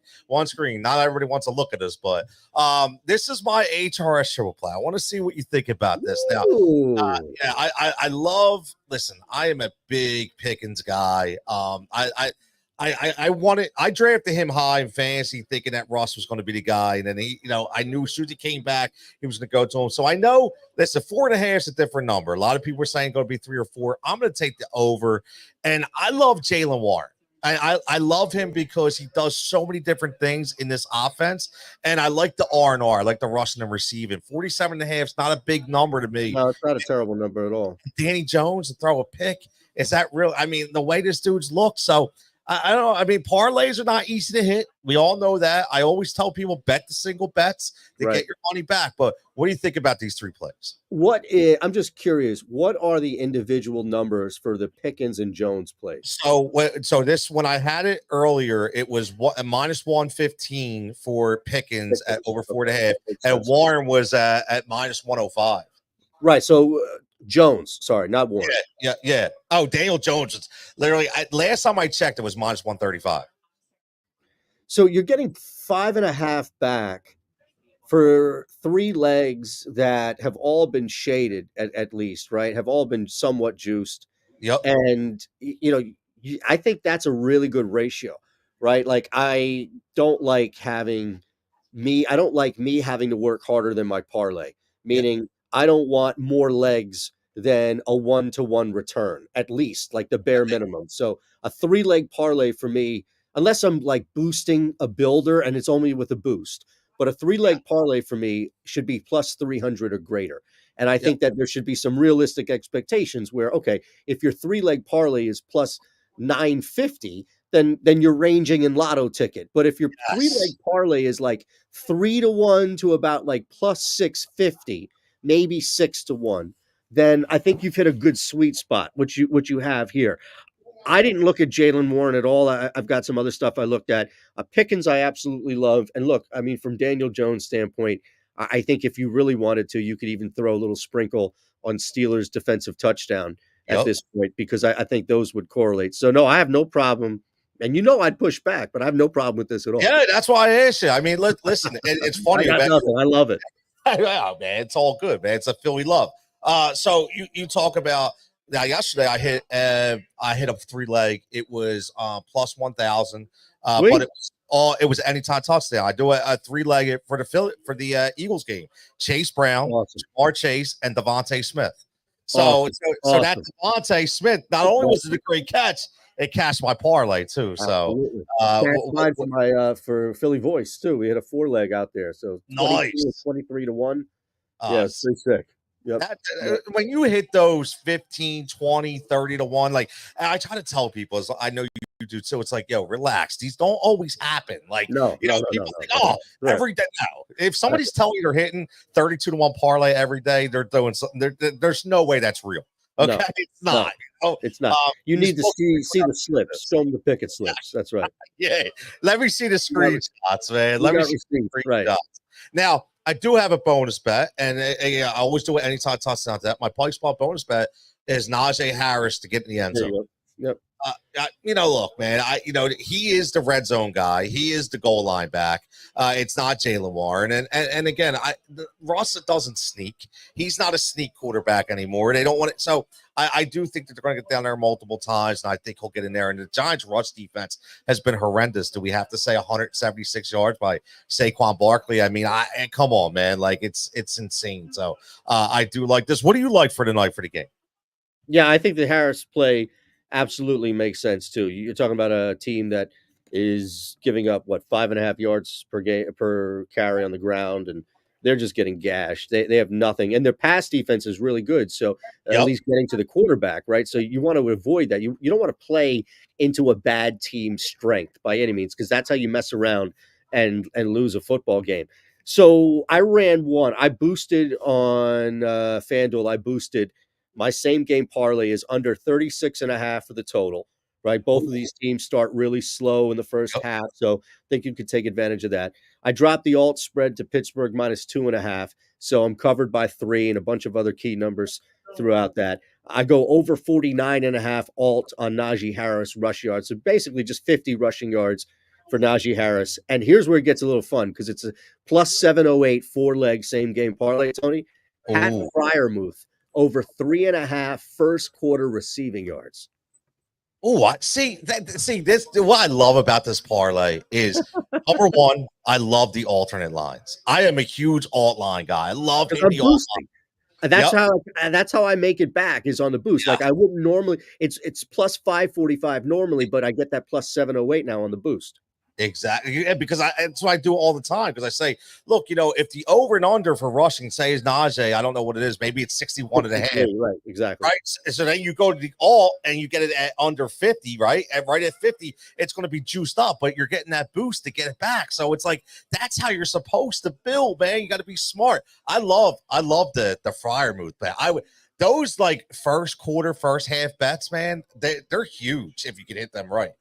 Get a little sneaky on those. Not the best market. There's some high hold in them, but you know what? Not everything should be about to just grinding out edges. You want to have some fun every now and again. You got to have some fun, man. You got to have some fun.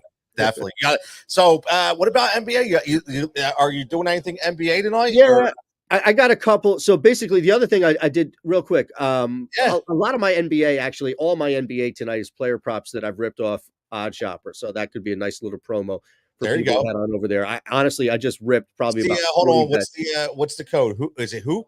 That's dead actually now. So just sign up, and we'll get you a link, and we'll sign people up through you. So I'll hold off and I'll push it there. But 2 other ones I like.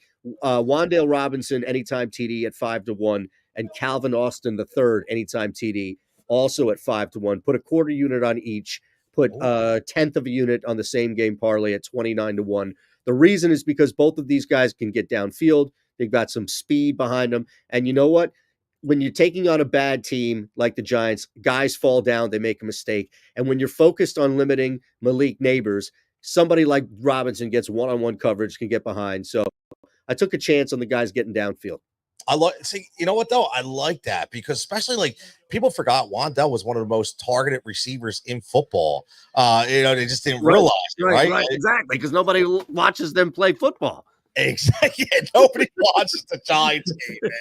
Nobody's watching the damn Giants. Oh, that's right. And Calvin Austin, listen, somebody got to step up as a number 2 receiver in Pittsburgh until they make it or whatever,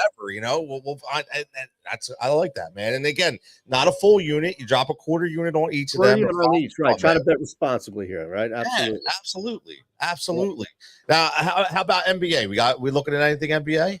Yeah, I mean, I'm looking at anything that I pulled that wasn't odd shopper for me. I did run because I know you love parlays, man. I ran. You know how I am. I love those parlays. Now, I haven't checked on anything yet, right? So we're about 20 minutes into it, but I ran the Nuggets on the money line because it's Jamal Murray's one and only time playing in Toronto, where he's from, and just felt like it was going to be a Murray type night. Nuggets win the game, at least on the road. The Pistons, I got it plus 8.5. Of course, that moved to 9, but who cares? That's the number that I took. And under 1.5 Dean Wade threes. This dude is like every 10th or 11th game is going to go off and go 5 for 7. But every other game, he's going to be like 0 for or 1 for. So took him under 1.5 for the Cavs. Again, all 3 of these games are in action. And I'm probably going to be the kiss of death right now and check them all as we talk. But that's what I had in the NBA. I'm also, and you brought this up later, I'm also interested later in some sort of tailing of Anthony Davis. Just the front court matchup that he has against the Suns is they have nothing. They can't slow him down. So if he really wanted to come out and drop 30, 13, 3, I may look at like a 40 plus PRA if I can get to that.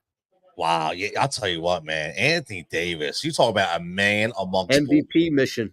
Ooh, man. Like the more I watch West Coast games, because a lot of times when I get home from doing these shows, it's the only thing I do is watch West Coast basketball, and I'm watching AD, and I'm just like, I never realized how dominant this guy is, man. If he played that way every game, there'd be not another player in the NBA that could stand up to him. It's just unbelievable. But I like that you said Jamal. I took the Jamal Murray PRA. I got a parlay of Halliburton over 27.5 PRA with Jamal Murray over 29.5 PRA, and then I took D'Lo on the West Coast at over 21.5 PRA plus 494, and we are in the second quarter, and Halliburton already is at 18. How many points? First leg is looking good. So, how many points for Halliburton? He's got 18. I don't know. He's I took the PRA, so it's just at 18. I'm just looking at the tracker right now. So all good. Murray's got 6, by the way. End of the first, he's on the bench, but good start. Did you run any PRA? So did you run any Equinox action? I ran one Equinox parlay. No. Oh, come on, man. It's like the sports Equinox, and you didn't run one Equinox parlay? Do you even know what I'm talking about? Yeah, you're multiple sports. Yeah. All 4 are or 4 of the big ones are in action, right? Yeah, so I've never done that before. Oh man, so you missed out on Haley.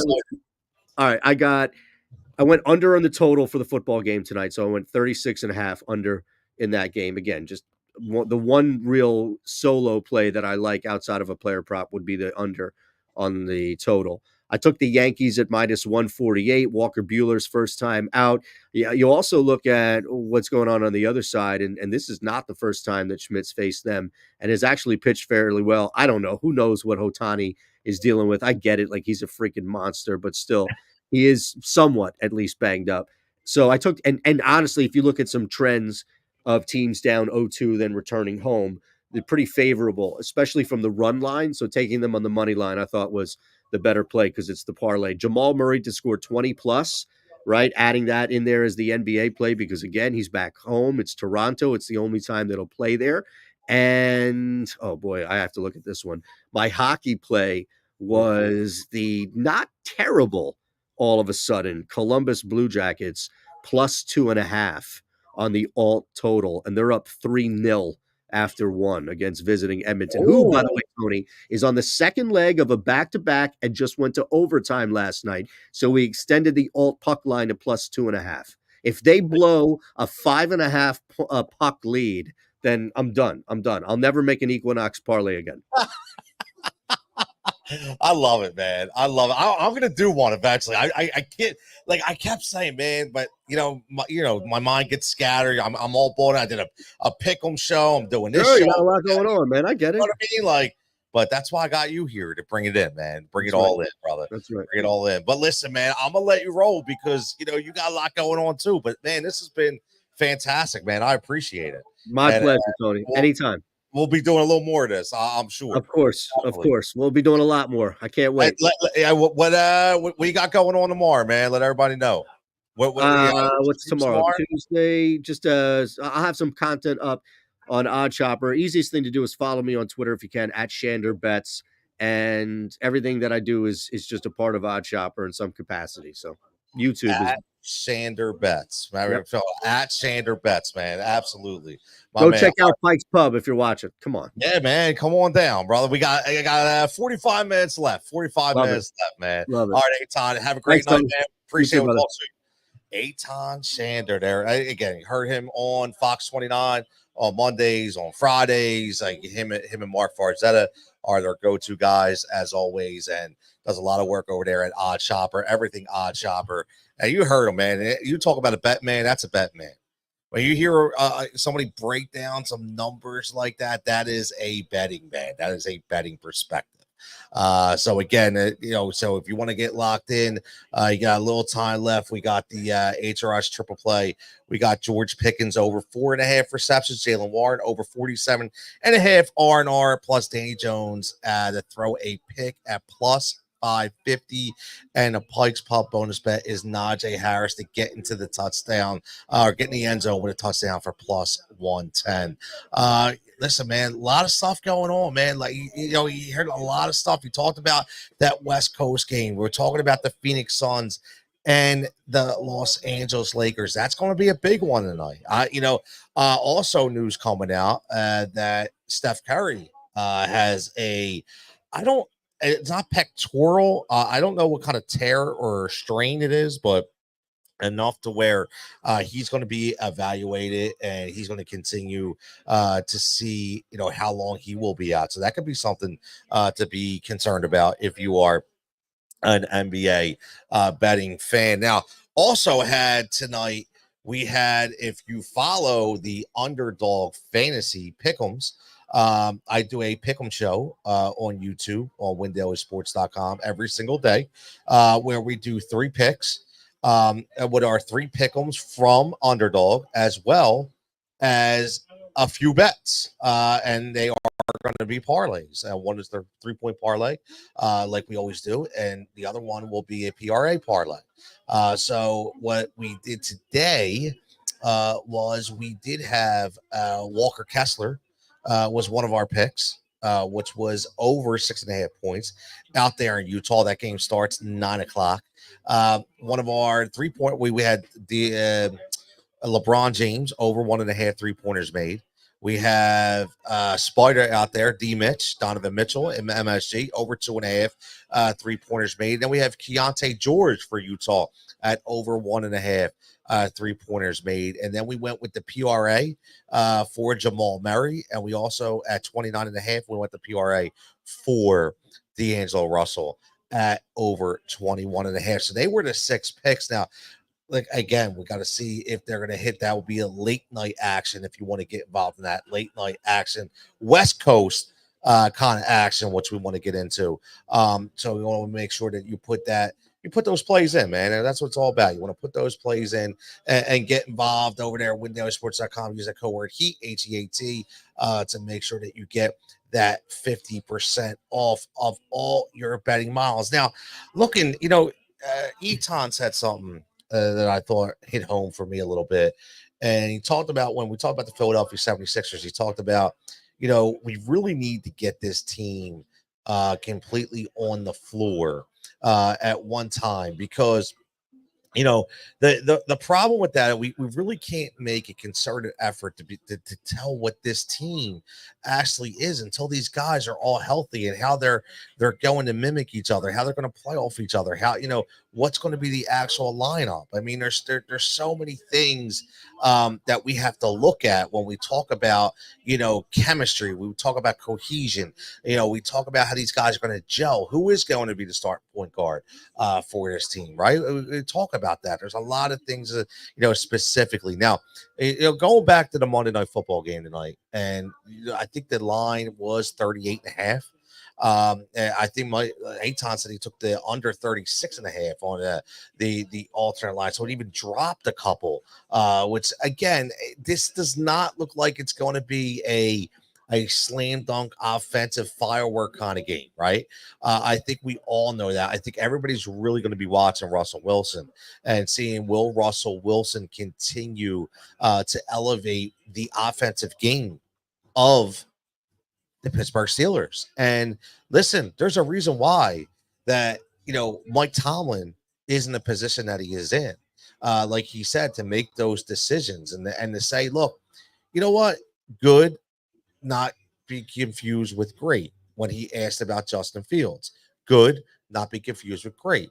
Now, is Russell Wilson great? No, but can he be great? Yes, in moments. Prolonged moments, no, right? And we're getting ready for Monday Night Football right now, so we're going to see tonight. I want to see who's going to be that number 2 guy that steps up for Pittsburgh. I do. I want to, because I think with the trade deadline coming up, and a lot of receivers still looking to possibly make some movements. I'm looking to see what happens out here in Pittsburgh. Who's going to be this guy that actually takes over? Who's going to be the guy that they say this is going to be our number 2, man? And again, that'll be one of the guys that we're probably going to bet at, right? It's probably going to be the guys we're going to bet. We're going to get Dave Bleckner coming on pretty soon right here from SiriusXM, and we're going to talk about what's going on from a betting perspective tonight, who he likes in the NBA, who he likes in the NFL, right? We're gonna talk to Dave about that as well, because I'm curious. Again, he does a lot of college football talk, he does a lot of NBA, he does a lot of NFL, so I know he's going to be excited to talk about what's going on in the NBA, but also what's going on in the NFL game. And the other part on the other side of the ball for the Giants is it going to be Singletary or is it going to be Tracy? Right. And I am a big Tracy guy. I think Tracy is the guy that is going to be utilized no matter what. He is the more explosive player. Obviously, you have to remember this is a guy that was a wide receiver turned into a running back, right? So that is big. Now, when we talk about throwing a pick, and I said earlier, if you listen to the cross plays that I do every day, windowsports.com, I talked about Minka Fitzpatrick specifically getting in on that pick 6. I like Minka a lot to be able to get in there, get that pick 6. And again, man, take it to the house, man, get those 6 points. And that's going to help my fantasy team too, by the way, because I need the Pittsburgh defense to really zone in tonight. And I need some kicks from Boswell. I need some defensive points from the Steelers because right now I'm sitting at 7-0, and I could be at my first loss tonight. I'm down about 40 points, and I got Pickens, I got Malik Neighbors, I have the defense for the Pittsburgh Steelers, and I have Chris Boswell as a kicker. So we're gonna see. We're gonna see if I can pull this out. Now, I do want to see how the Giants look in this game, because I felt like, last week, I get it. We were playing them, the Philadelphia Eagles, but I just felt like, they gave up. Joey Porter coming out, man, getting the crowd riled up out here in Pittsburgh land. Joey Porter, there you go. Really good linebacker for, obviously for Pittsburgh, and played some years in Miami, got that big payday, if you remember, right? But yeah, the Yellow Tails are going. Steeler Nation is pumped up for Monday Night Football. We again, I want to see how these Giants respond, because I do think. Listen, I understand. Like like Brian Dable. You think what you want, but this could be a guy, who could be on the hot seat a little bit, right? When you talk about, the way this team has performed. Now we get it, right? They're not full of superstars, but actually, it's a really decent defense, right?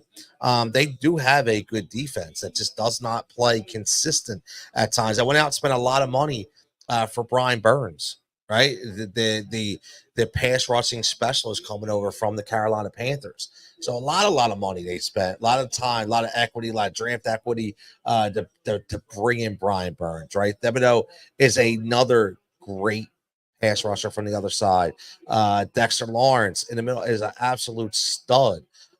So they do have talent, they do have players, but it's again, sometimes it's not about physical, it's about the mental psyche, man. Sometimes, when you play football, it beats you up in the head. So Russ starts under shotgun right away, which will always, or under center, which will always be for the most part. It'll probably be a run and play on 1st and 10, which oh no, look, a little rollout, a little rollout. Look at that.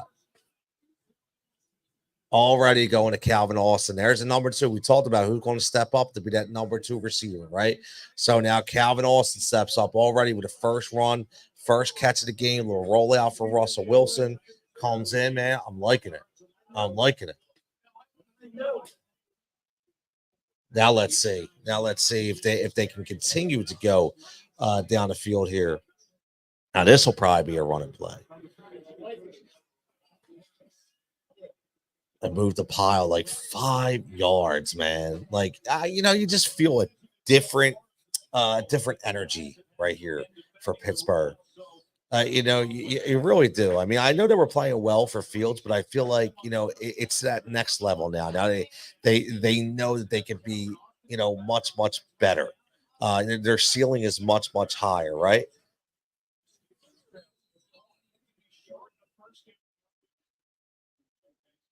Van Jefferson. Look, there's another. See, Russ gets everybody involved too, man. Like just like what he's always done.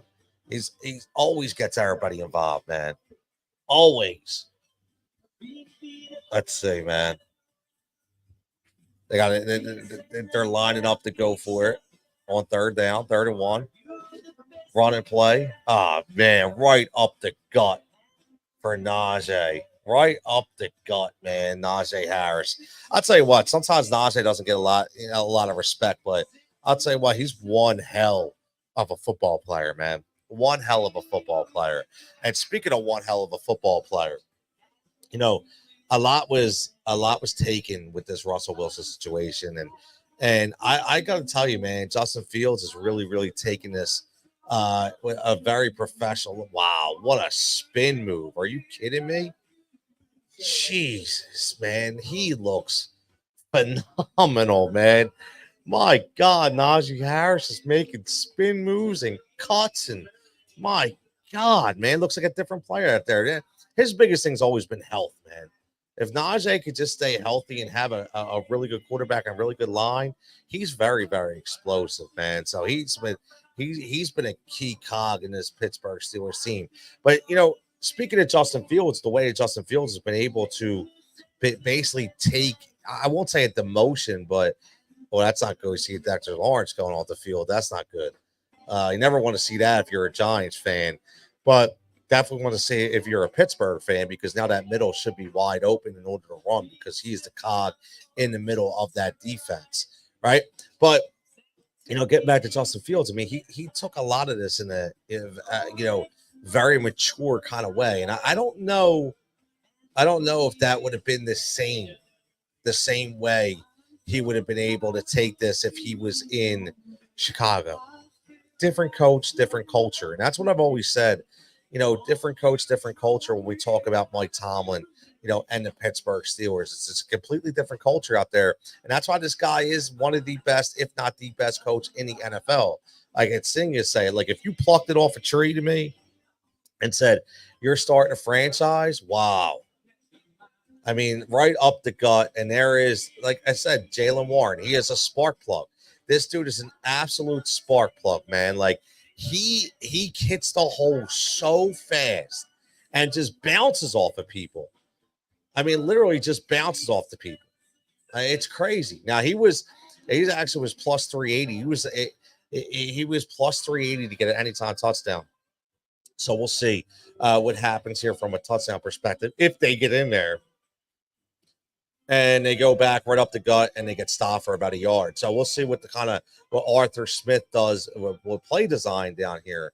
You know, when we get to it, and this is probably going to be Najee Harris territory. Now, one thing you have to look at is you look at Pat Fryermuth, because Russell Wilson loves throwing to the tight end when they get down here in the red zone. So should be interesting to see if we can get. And there he goes. He rolls out, and there's a touchdown to none other than George Pickens.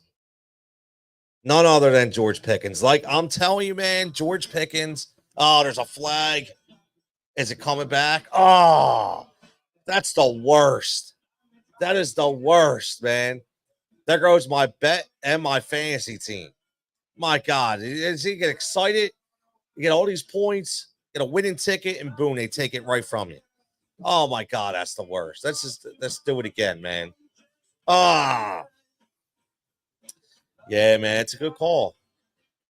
It's a good call. It's not good though, man. It doesn't help my team. That's the one thing now, you know. And I said this before. A lot of people that were questioning the Russell Wilson move. That's not a throw that Justin Fields is going to make, right? You know, you have a team that utilizes a lot of motion and rollouts, and not for a quarterback to run. You know, that's a play that only Russell Wilson makes. See now they're going to go, and this was stinks. So now they're going to wind up kicking a field goal because now they're going to be third and long, like 3rd and 18, because of that play. That just completely destroys all that momentum that they had. You go from touchdown to field goal in the midst of literally 10 seconds, which is the absolute worst. The absolute worst. So now it's 3rd and 20. So, listen, here's the thing. Russ isn't going to force it. He's going to try to get as close as he can, but it's a typical check down, right? You got a little check down. You go to Jalen Warren, and now you're going to bring Chris Boswell, the most utilized, field goal kicker in all of football, because of what was happening with only the 5 touchdowns, through the air and the 5 on the ground with Justin Fields. So we'll go, again, but from a betting perspective, if you are a sports bettor, we're already looking good on Jalen Warren, because that helps us right there. It just didn't help us on George Pickens. So, but I'm sure that we will get back into that. So Chris Boswell lines up for pretty short, a 31-yard or 34-yard or something like that. Very, very simple play. And we're good. So 3 points on the board, 3-0. Sorry, so you got your block pool and you got a 3-0. You got 3 on the board for the Steelers. You are looking good. Now, looking into getting back to a little bit of the Sixers talk as we go to a commercial here. And we talked about, when are we going to see these guys all on the floor? This is one of the deepest teams, that we've had in a very, very long time, maybe possibly ever, in the Joel Embiid era. Could have been possibly ever, to be honest with you, because I will say this, that the players, you got a guy like Caleb Barton that you're able to either bring off the bench, okay, or play at any specific time. That's a plus. You're bringing guys like an Eric Gordon, who is a seasoned veteran, who can knock down a tray when you need it from the outside. That is huge. And we're listening to Fine Known Cannibals right here. You're talking about going back. This is oh wow, this is a really, really back in the day song, man. But yeah, so you talk about the way they're going to utilize these guys coming off the bench, and I think that's what's important about making sure that Paul George and Joel Embiid get on the same page, and it's going to be a little while, man. I'm frustrated, just like everybody, right? I think we're all frustrated. I think because the expectation was that these guys, no issues, we're going to be there right off the bat. Obviously, you can't help what happened to Paul George. That happened in a preseason game, but I know everybody's worried about the Joel Embiid thing, and they're mad that he's not playing. But all I will say is, listen, this guy, and as long as he's been this Philadelphia 76er, he's never played I don't think he's ever even touched 70 games, let alone 60, right? I mean, you're talking about years of 51, 48, 39. Like, you need to worry about April and May and June. And I know it's a cop out, and I know people are very upset, and I get it. Like, I understand. I think we all want that, right? We all want to see it, but we also, we don't want a first round exit. Okay. And that's one of the biggest things. And this is just not happening here. Okay. But it's specifically happening with a guy like Joel Embiid because of his history, because of the knees, because of what he has had to do, man. And I think that's, in his career. And right now they have a plan in place. Let them follow it. We'll watch Paul George on Wednesday and we'll see what happens. But all I know is we don't want to dig ourselves a really big hole. We're not here to say that we don't need one of those top 4 seeds in the East. We still need a top 4 seed, in my opinion. Where I don't want to go in as a 7 seed or a 6 seed or a 5th seed, right? Behind teams like maybe Orlando or teams like Cleveland, right? New York. I want to be one of those top few seeds. And I'll tell you what, it kind of bothers me that when I watch, the national networks, that I don't hear them talking about the Sixers as a top 4 seed. That bothers me, right? That bothers me because I want to hear them talk about them being a top 4 seed. So that's something that really, really irks me, but there's nothing we can do about it, right? This is why they have their opinion, but maybe say to ourselves, maybe, are we just thinking that just because we added up Paul George and all these guys, it's just automatically going to click? Right. I'm not sure if that's the case. Right. Not sure if that's the case. So we're going to find out. What we're going to find out right now. We got Daniel Jones coming out for the first offensive possession for the New York Giants. And we'll see where it goes. Right off the bat, we got to run and play, get some yards right here. The positive yards, 4 to 5 yards. We'll see. Who gets the first pass? Is it going to be Neighbors? I'll tell you what, man. That what you do have to look at is look at Darius Slayton. I know everybody's on Wan'Dale Robinson. Everybody thinks that Darius Slayton is automatically going to go away, because Malik Neighbors is back. But I don't think so. I think he can be utilized against this defense for the Steelers. I mean, they do have some holes at times. So, you do. I'll tell you what, man. They got some positive yards by running the ball, and one thing about Daniel Jones is he's not afraid to run the ball either, right? So he's a very, very big presence and not afraid at all to run the rock. So we'll see right here. We got 31, and we'll see. Maybe they do. Do they sneak it? We'll see. I mean, Daniel Jones is known for getting some really good yardage on these 3rd and shorts. I would sneak it right now. I would definitely just. Yeah, and that's what they're going to do. That's an easy call right there. I mean, look, everybody's just thank the Philadelphia Eagles every time that you see somebody line up for any kind of tush-push play because we've invented it, we've mastered it, and now everybody's following, which is fine. It's amazing. See, it's amazing. Remember, in the beginning, everybody was hating on it. Everybody wanted to outlaw the tush-push. We don't want the tush-push, right? Until it start working for everybody else. And when it start working for people, they're like, oh, wait. We don't want to outlaw. We're just going to use it now, right? So now everybody loves it. Everybody loves the tush push, man. We got Daniel Jones in shotgun. Here we go. He goes back to pass, going deep. Wow. And what did I just say, man? Darius Slayton.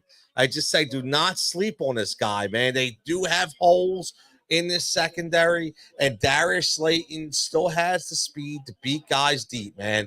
It's almost like I'm announcing this game, man. God damn. And what's he do? He goes for a 40, 50-yard ball right on a go route, man. Just completely busted it open, man. Completely busted it open. So, listen, again, you do have to, if you give Daniel Jones some time, he can make some plays, man. He is erratic, but he still can make some plays. So let's see where they go right here on 1st and 10. It's a little rollout, a little screenplay to Tyrone Tracy. Oh, man, this game's going to get interesting, man. This game's going to get interesting already. I mean, we're talking about going the under now. We need this Pittsburgh defense to to hold them in if you're looking at the under, or maybe the Giants really come out and punch them right in the throat, go down here and possibly score. This is going to be interesting. I'll tell you what. We're going to bring my boy Dave Glecter in right here from Sirius XM. My co-host joins me every single week. Dave, what's up, buddy? Yo, I've just braved the elements. I'm just feeling warm, man. I'm getting warmed up, but you got a great thing going on. How about that? Darius Slayton getting deep. You're 100% right. Pittsburgh is vulnerable at the back end.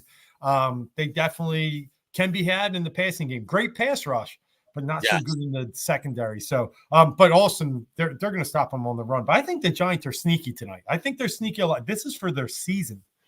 Yeah, that's what I was saying. I mean, I think Dable's coaching for a job. Yes.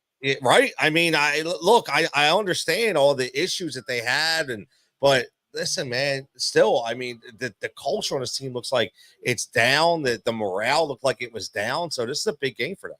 Yeah, and for some reason, they play better on the road. I mean, we've heard about their futility at home. We just took care of them pretty bad, as we talked about last week. But on the road, they've won in Seattle. They've been better. They won in Cleveland. So, yeah, we'll see tonight. I think Pittsburgh's a little overrated too. I mean, they're decent, but I think they're a little overrated. My man, Dave Glecter. As always, you can follow Dave Glecter at DGLOECK on X. You can hear him on Windale Sports. You can hear him on Sirius XM. You hear him all over, dropping bets, talking sports. Adam saying what's up. Adam's here in the crowd. He's saying what's up to Dave. As always, Dave, man, listen, we were talking about you had a little NBA discussion. I had Aton on before. We were talking, some NFL looking at tonight. I had a parlay tonight. I see what you think about it. I got Jalen Warren over 47.5 rushing plus receiving, Pickens over 4.5 catches, and Daniel Jones to throw a pick. Give me a 3-leg at plus 550. What do you think about those three bets? Yeah, I like them all. I mean, I was wrote an article earlier today for Win Daily Sports, and Jalen Warren outsnapped Najee Harris last week, 51% to 49%. You're starting to see kind of the transition where I think Pittsburgh is, he came back from injury, took a little time, but now you're starting to see, I think he's going to be the 60-40 guy eventually. So I think you got a great number at 47.5. I like it. I think he already started off big on the first drive too, right? Yeah. About 30 total yards. So I like that. I like Pickens. He had 9 targets last week, 5 catches. So 4.5 seems like a really good number. It's the Daniel Jones pick. Right. I think it's there, but oh yeah.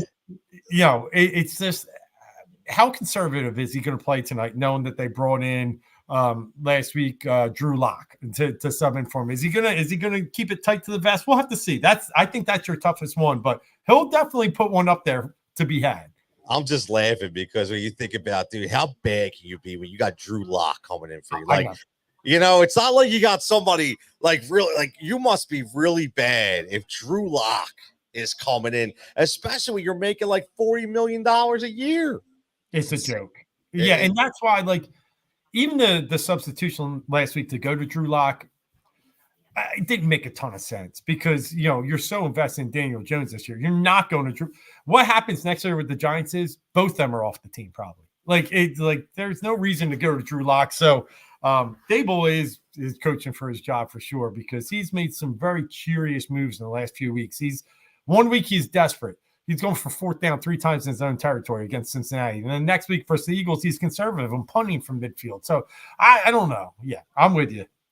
No, man, I don't know. One thing I do know though is we watched, and I gotta get your take on it, man. The Philadelphia Eagles. I asked, do we owe the Eagles an apology? Is that too much to ask, or is this team? And I will say this before I thought I saw a different team this week offensively, and I'm not sure why. Like, I just feel something was in a good way. Like something was different. Now, we talked so many times. Is it Sirianni? Is it Moore? Is it Jalen? Like, is it a struggle with who's calling plays? What kind of plays are they calling? But I just felt like something different was going on, Dave. And I think the result obviously shows that, look, we're back to where we should have been before, that stagnant offense of the last 3 games. Well, Tony, what you saw was 21 snaps from under center, the most in the Jalen Hurts era, the most this season. I think they were 11 the week before that. So you did see something different.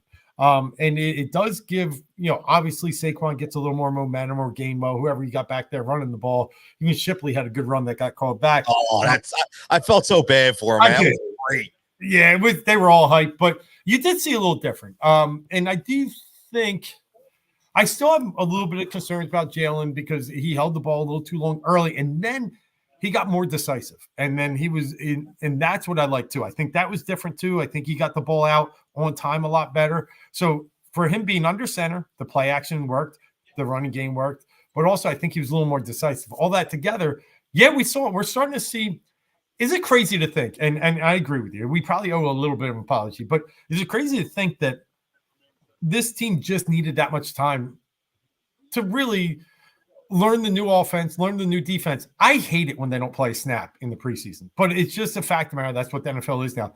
Is this team ascending? And I think we're seeing that because they have needed some time to adjust to be able to learn these things that Kellen Moore and Vic Fangio, because as much as you're going to celebrate the offense, I'm more on the defensive side. That was another masterpiece. I thought, yeah, okay, the first drive, I get it, but it took them 10 minutes to score on us. I take that as a positive.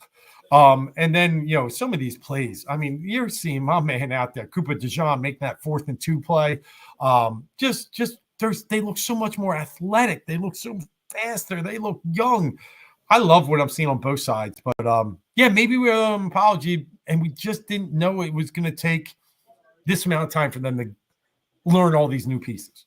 I'll tell you, man, this is a reason why that we have a show together, because like you weren't here. It's exactly what I said. My whole point was, look, maybe we just underestimated the amount of time that they needed to gel, right? I mean, listen, we never doubted the experience level. Oh, wow. Darnell Washington. Backup tight end, and he got the second amount of targets on the team last week. Russell Wilson loves to use that tight end on those types of plays. My God, but again, that's exactly what I was saying. That listen, Kellen Moore, fantastic, Vic Fangio, fantastic, but they didn't know with no stats. They didn't know the players that they had. They didn't know all their tendencies, and now finally, man, we're seeing it. And you mentioned about it. I'll tell you what, man, like what you're seeing, like Vic Fangio, just just sitting there going, okay, they came down. They had that 8-minute drive. Yeah. At the 8-minute drive, which is all good. Look at, oh man, Najee. I got the Najee anytime thoughts. Oh man, he just broke one. But yeah, I'm sitting there going, look, man, all he did was one thing we always wanted somebody to do, Dave, and that's adjust.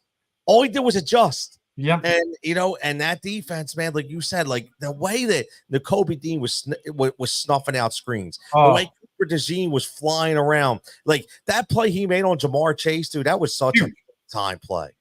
And Zach Bowen. I mean, but you said the name that I thought Nakobe Dean was maybe not an NFL player after the first 3 weeks. I was like, the guy looks slow.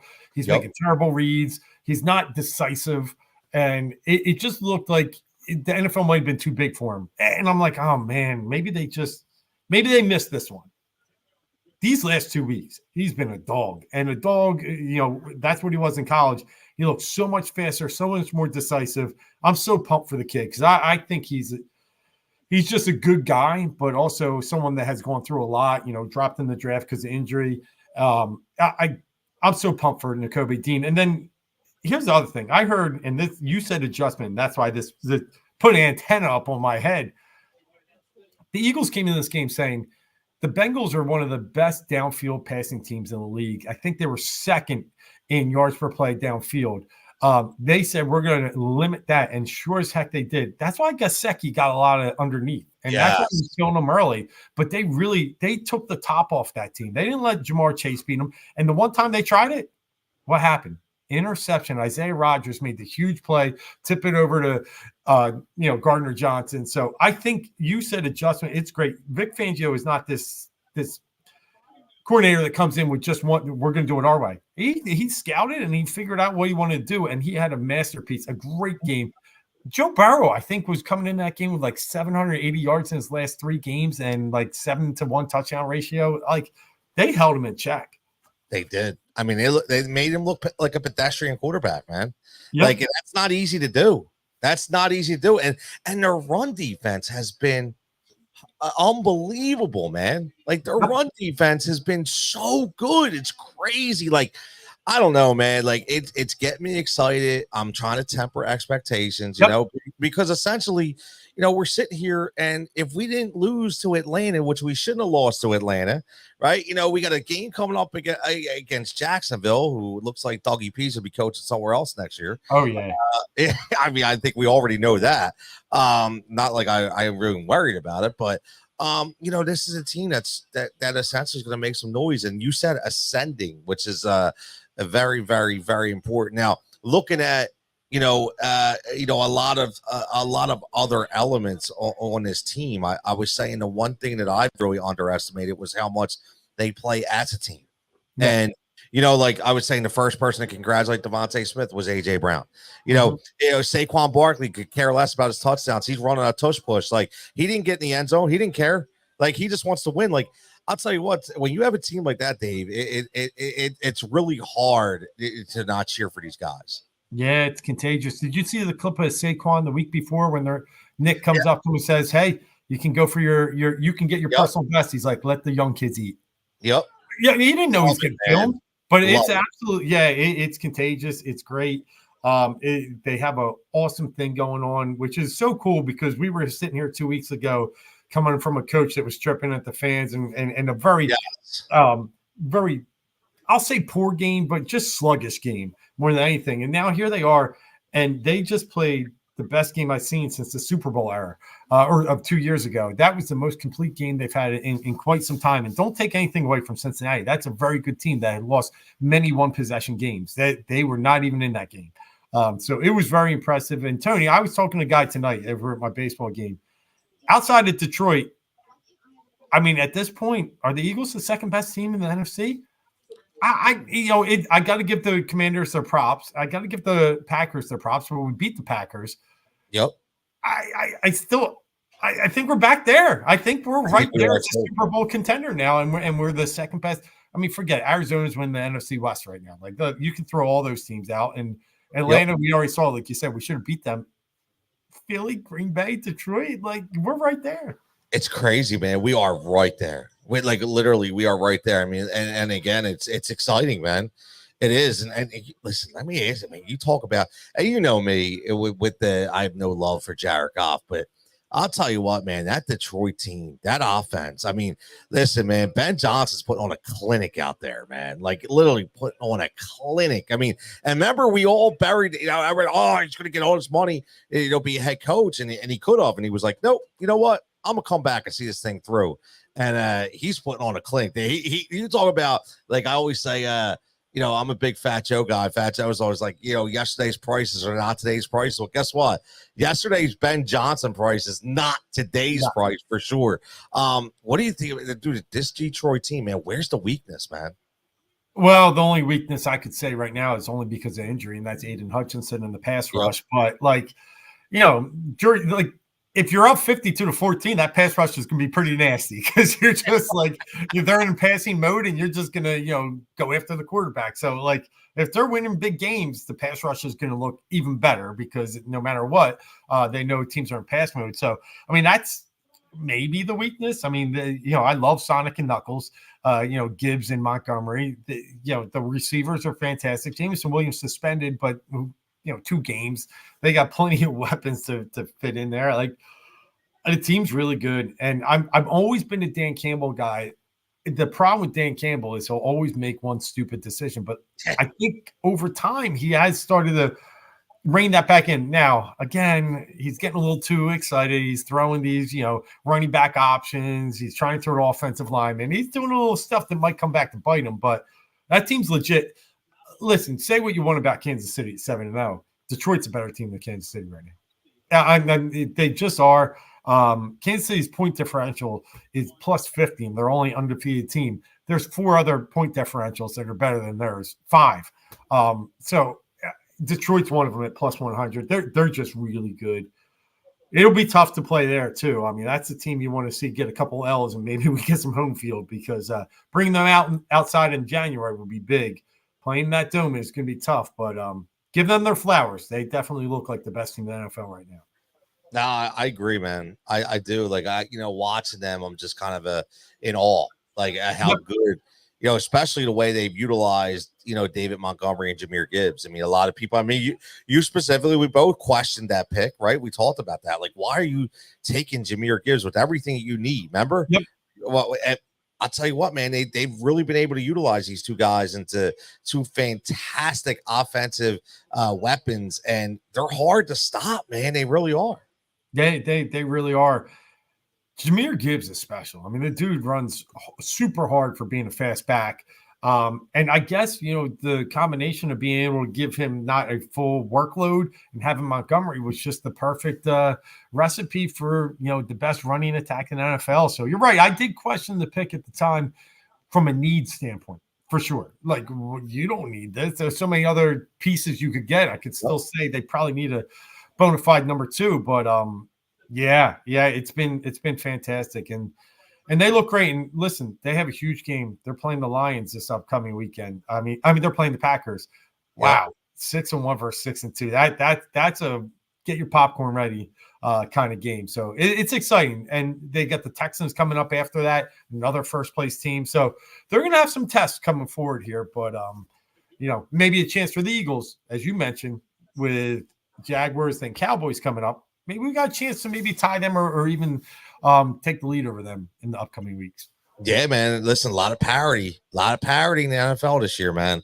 It gets like that every single year, man. And now's the way that you can actually, take that next step again. Live right here from Pike Pub. We got our man Dave Gleckner on the line from SiriusXM and WinDailySports.com. Let's shift gears, Dave. We talked a little NBA with Aton, and we talked obviously a little Sixers, and it looks like Paul George is going to play Wednesday night, and it took Tyrese Maxey 45 points, and he was 5 for 17 from 3, not a very good percentage, to win their first game, man. Like, there's a lot of pieces, very deep team, but a lot of pieces that haven't played together.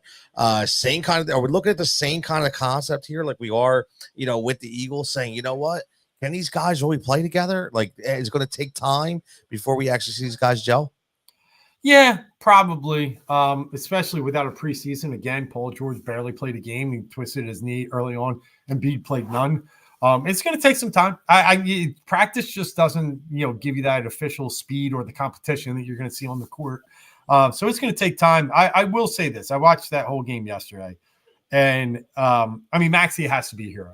That's just what it's got to be. And he was. Not as efficient from the 3 ball like you said, but I didn't disagree with any of his choices.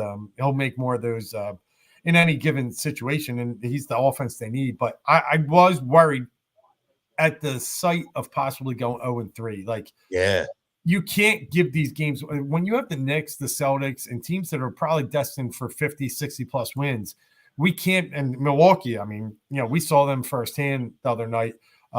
They're playing well, but now they're down they've actually lost 2 since playing us. But these teams that are up there, we can't get too far behind them. So that was just such a huge win. And then the news, like you said, that George might play is big.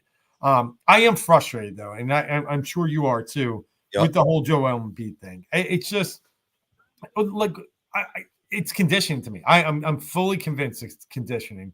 You could see Nick Nurse's face at the press conference last week. He's like, what can I tell you? He's out there practicing. He's with the team. Yeah. Almost telling you he's not hurt. And year in, year out, this is what we got to get from this guy. And you went over and played in the Olympics. They ran you through the gamut to be in shape for that. And you take a month and a half, 2 months off and come back and just lay down like this. Tone, it's frustrating. And we lose that cohesiveness and that team building part that you need so we don't start off slow. But I will say, big win. I'm still excited for the team. Richard Jefferson said it the other night he was more impressed with the Sixers' loss against Milwaukee than Milwaukee's win against us because of all the pieces we have. when we build this thing right and play together, I mean, that's 10 people deep.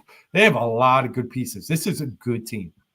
Yeah, I mean, and that's what I'm excited for. And listen, I talked about it earlier too. I'm extremely frustrated, man. I mean, we go through this every single year. It seems like, right? I understand it, right? Yep. If it's for a specific reason, because we want to win in April and we want to win in May, we want to win in June.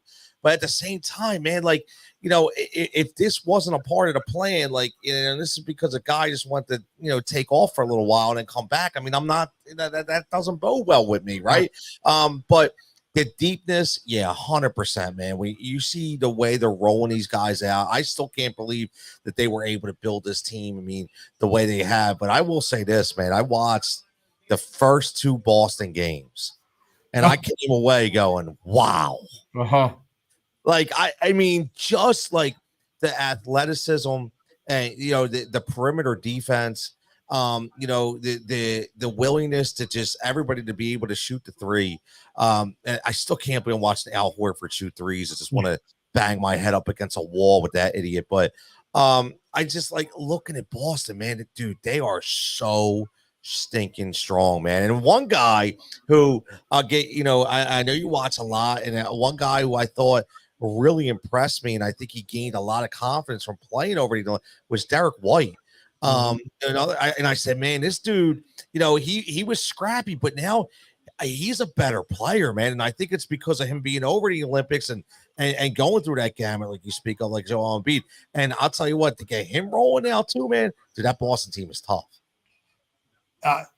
Nobody would have beat them that first night against the Knicks. And when I mean nobody, I'm talking USA Olympic team wasn't even beating them. They were unbelievable, lights out. And that's the type of talent that team has. I mean, that starting 5, they're even without Porzingis right now, and they look that good. I mean, they're tough. And you're right, Derek White is probably the biggest reason, and a pissed off Jason Tatum. Let's also say that, right? He was treated during the Olympics. So, and Jalen Brown could be a little mad too. He didn't get to the Olympics, but I mean, it was for Derek White, so understandable. But yeah, that's amazing. And then you look on the other side, Denver's 0-2 already, and like scratching their head, like what's going on here? And you know, that's the factors of sometimes winning championships. Denver has lost a couple key pieces that were, you know, you can't afford them over time. That's why I'm so amazed that Boston has this nucleus still together after this run in recent years in the championship last year, and they look like they may even be better, and that's crazy in this NBA. It really is, man. I mean, to think that they can be better is absolutely insane. It really is, man. We'll see what happens. I mean, the Knicks look, man. The biggest thing about the Knicks to me, you know, I'm not a cat guy. I never was a cat guy, right? To me, he's a soft player, and you watch it. You know, he's, everybody thinks he's going to be this big guy and bang and no, man, he was sitting outside the 3-point line. He don't want to get inside the paint, right? So, you know, you got to realize who you're bringing in, man. So I don't think that's necessarily like, you know, the end all be all from, you know, with the New York Knicks. But I just watched, Boston, obviously Milwaukee. Chris Middleton's still hurt, but listen, this is Dame. You know, Dame's going, yo, man, I'm going all in this year. You know, it's him and Giannis, and again, the only detriment to that team could be Doc Rivers, right? I mean, look, you know, honestly, yes. But looking on the West, like, you know, looking at the West Coast, man, I mean, I think the West is wide open. But a lot of obviously better teams, in my opinion. But you know, like, looks a good game tonight, man. West Coast game. We got the Lakers and the Suns. You know, they're 2 really good teams. Listen, Phoenix kind of like revamped and ready to roll. And then you got the Lakers, man. And again, you know, looking at that team, Aton was talking about Anthony Davis, and I said, Dave, I'll tell you what, man. Like, if Anthony Davis, you know, a healthy Anthony Davis to play like 35 minutes, I don't think there's anybody stops him this year in the NBA. He's just an amazing talent, and we knew that coming out of Kentucky. He was like one of a kind, kind of like these guys that we've seen with Wembanyama in the past. But then his injuries and things aside have really slowed him down. You're right. You know, Chuck calls him Mr. Glass. You know, Shaq does too. So he's got a little bit of a tagline because of, his inability to be able to stay on the court, but people forget how good he is because of that. And he's the key to that whole team. LeBron, washed up is such a strong word or term for him, but you can already see his game is much different than it has been in years past. They need Anthony Davis, and right now they're getting the best Anthony Davis, and that's why they're out to a 3-0 start. It'll be. I'm curious on the Suns. I really am. Them winning in LA the first night in that new Clippers arena, I thought was very impressive in overtime, and it's going to be interesting to see if they can keep it together long enough, because they're another team that is often injured with like Kevin Durant. Bradley Beal never seems to stay healthy, Nurkic. So they can stay healthy. They might be able to make one of those runs this year. But you're right, the West wide open. But one of our favorites is already out to 3-0 start. OKC Thunder winning in Denver opening night and then winning the next 2 games. They are so good, man. And they're just getting better. They made some really good trades. I thought bringing Alex Caruso was a big move for them, a 6-man that can really, scrap it up and is very efficient. They're just good. They are, man. They are. That's what I said. And then you got the, you have what's going on in Dallas. How is Clay going to fit? You have, Ja coming back. Ja's back in the NBA now for Memphis, and there's a lot of good talent in the NBA. It's just a matter of, are you going to be able to tune in and watch them, because you just never know when these guys are going to play, right? Yep. Dave, let me get out of here on this, because we're going to wrap this up in a couple minutes, man. I was asking the audience, had my man Jimmy Mack on. We were talking about the Phillies real fast, and talked about Bob Nightingale coming out today, and with the report that, look, man, the Phillies are going to go hard after Juan Soto, man. Like, what do you think, Dave? Does this happen? Is this the answer, man? What's your thoughts on this Juan Soto thing, man? Yeah, I think it's real. I mean, look, Dave Dombrowski is not a guy that sits back and waits, right? He's a guy that presses the button. What's he got?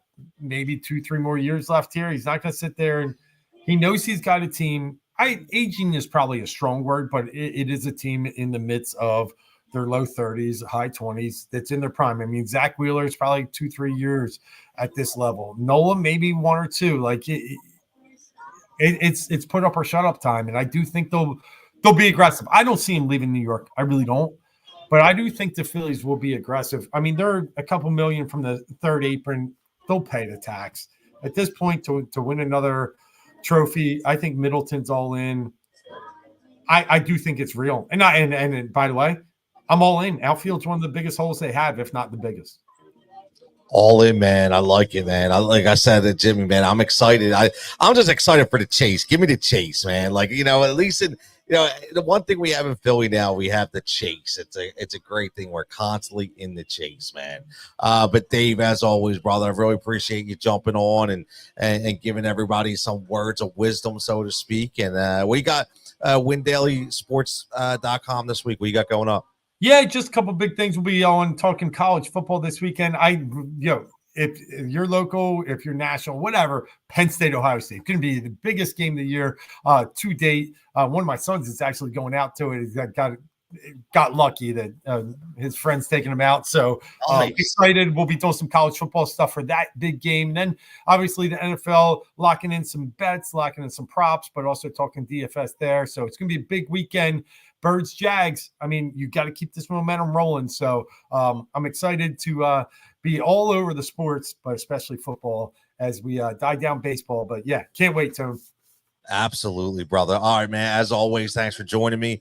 We'll catch you next week, and you have a great night, man. I appreciate it. All right, you be good. Take care, buddy. There he is, Dave Collector, my co-host from SiriusXM, WinDailySports.com, man. Make sure you give him a follow at DGLOECK over on X on all social media. And that's going to wrap us up for tonight here at Pike's Pub for another Monday night. I want to thank everybody for joining in, everybody following along online, everybody on Facebook, everybody on YouTube, everybody on Twitch, everybody on X. Going to thank our guests as always. Thank Jimmy Mack for coming up here and giving us some great knowledge when it comes to the Philadelphia Phillies. Got to thank my man Eitan Shander from Fox 29 and Odd Shopper for checking in as always. And finishing up with my boy Dave Gleckner from SiriusXM and WinDailySports.com. So everybody, man, as always, have a fantastic week. Make sure you're following Pike's Pub on Facebook for all their local entertainment and food specials every single day. We're back here next Monday with some more guests for more sports talk. You can catch me as always. Actually be on Sirius on Saturday. You catch us 6 to 8. I'll be hosting I'll get you ready for NFL Sunday. And as always, man, WinDailySports.com catching you up on all the bets for every single night when it comes to NBA and NFL. Everybody, as always, have a fantastic evening. And again, man, we'll catch you back here next week on Monday at Pike's Pub.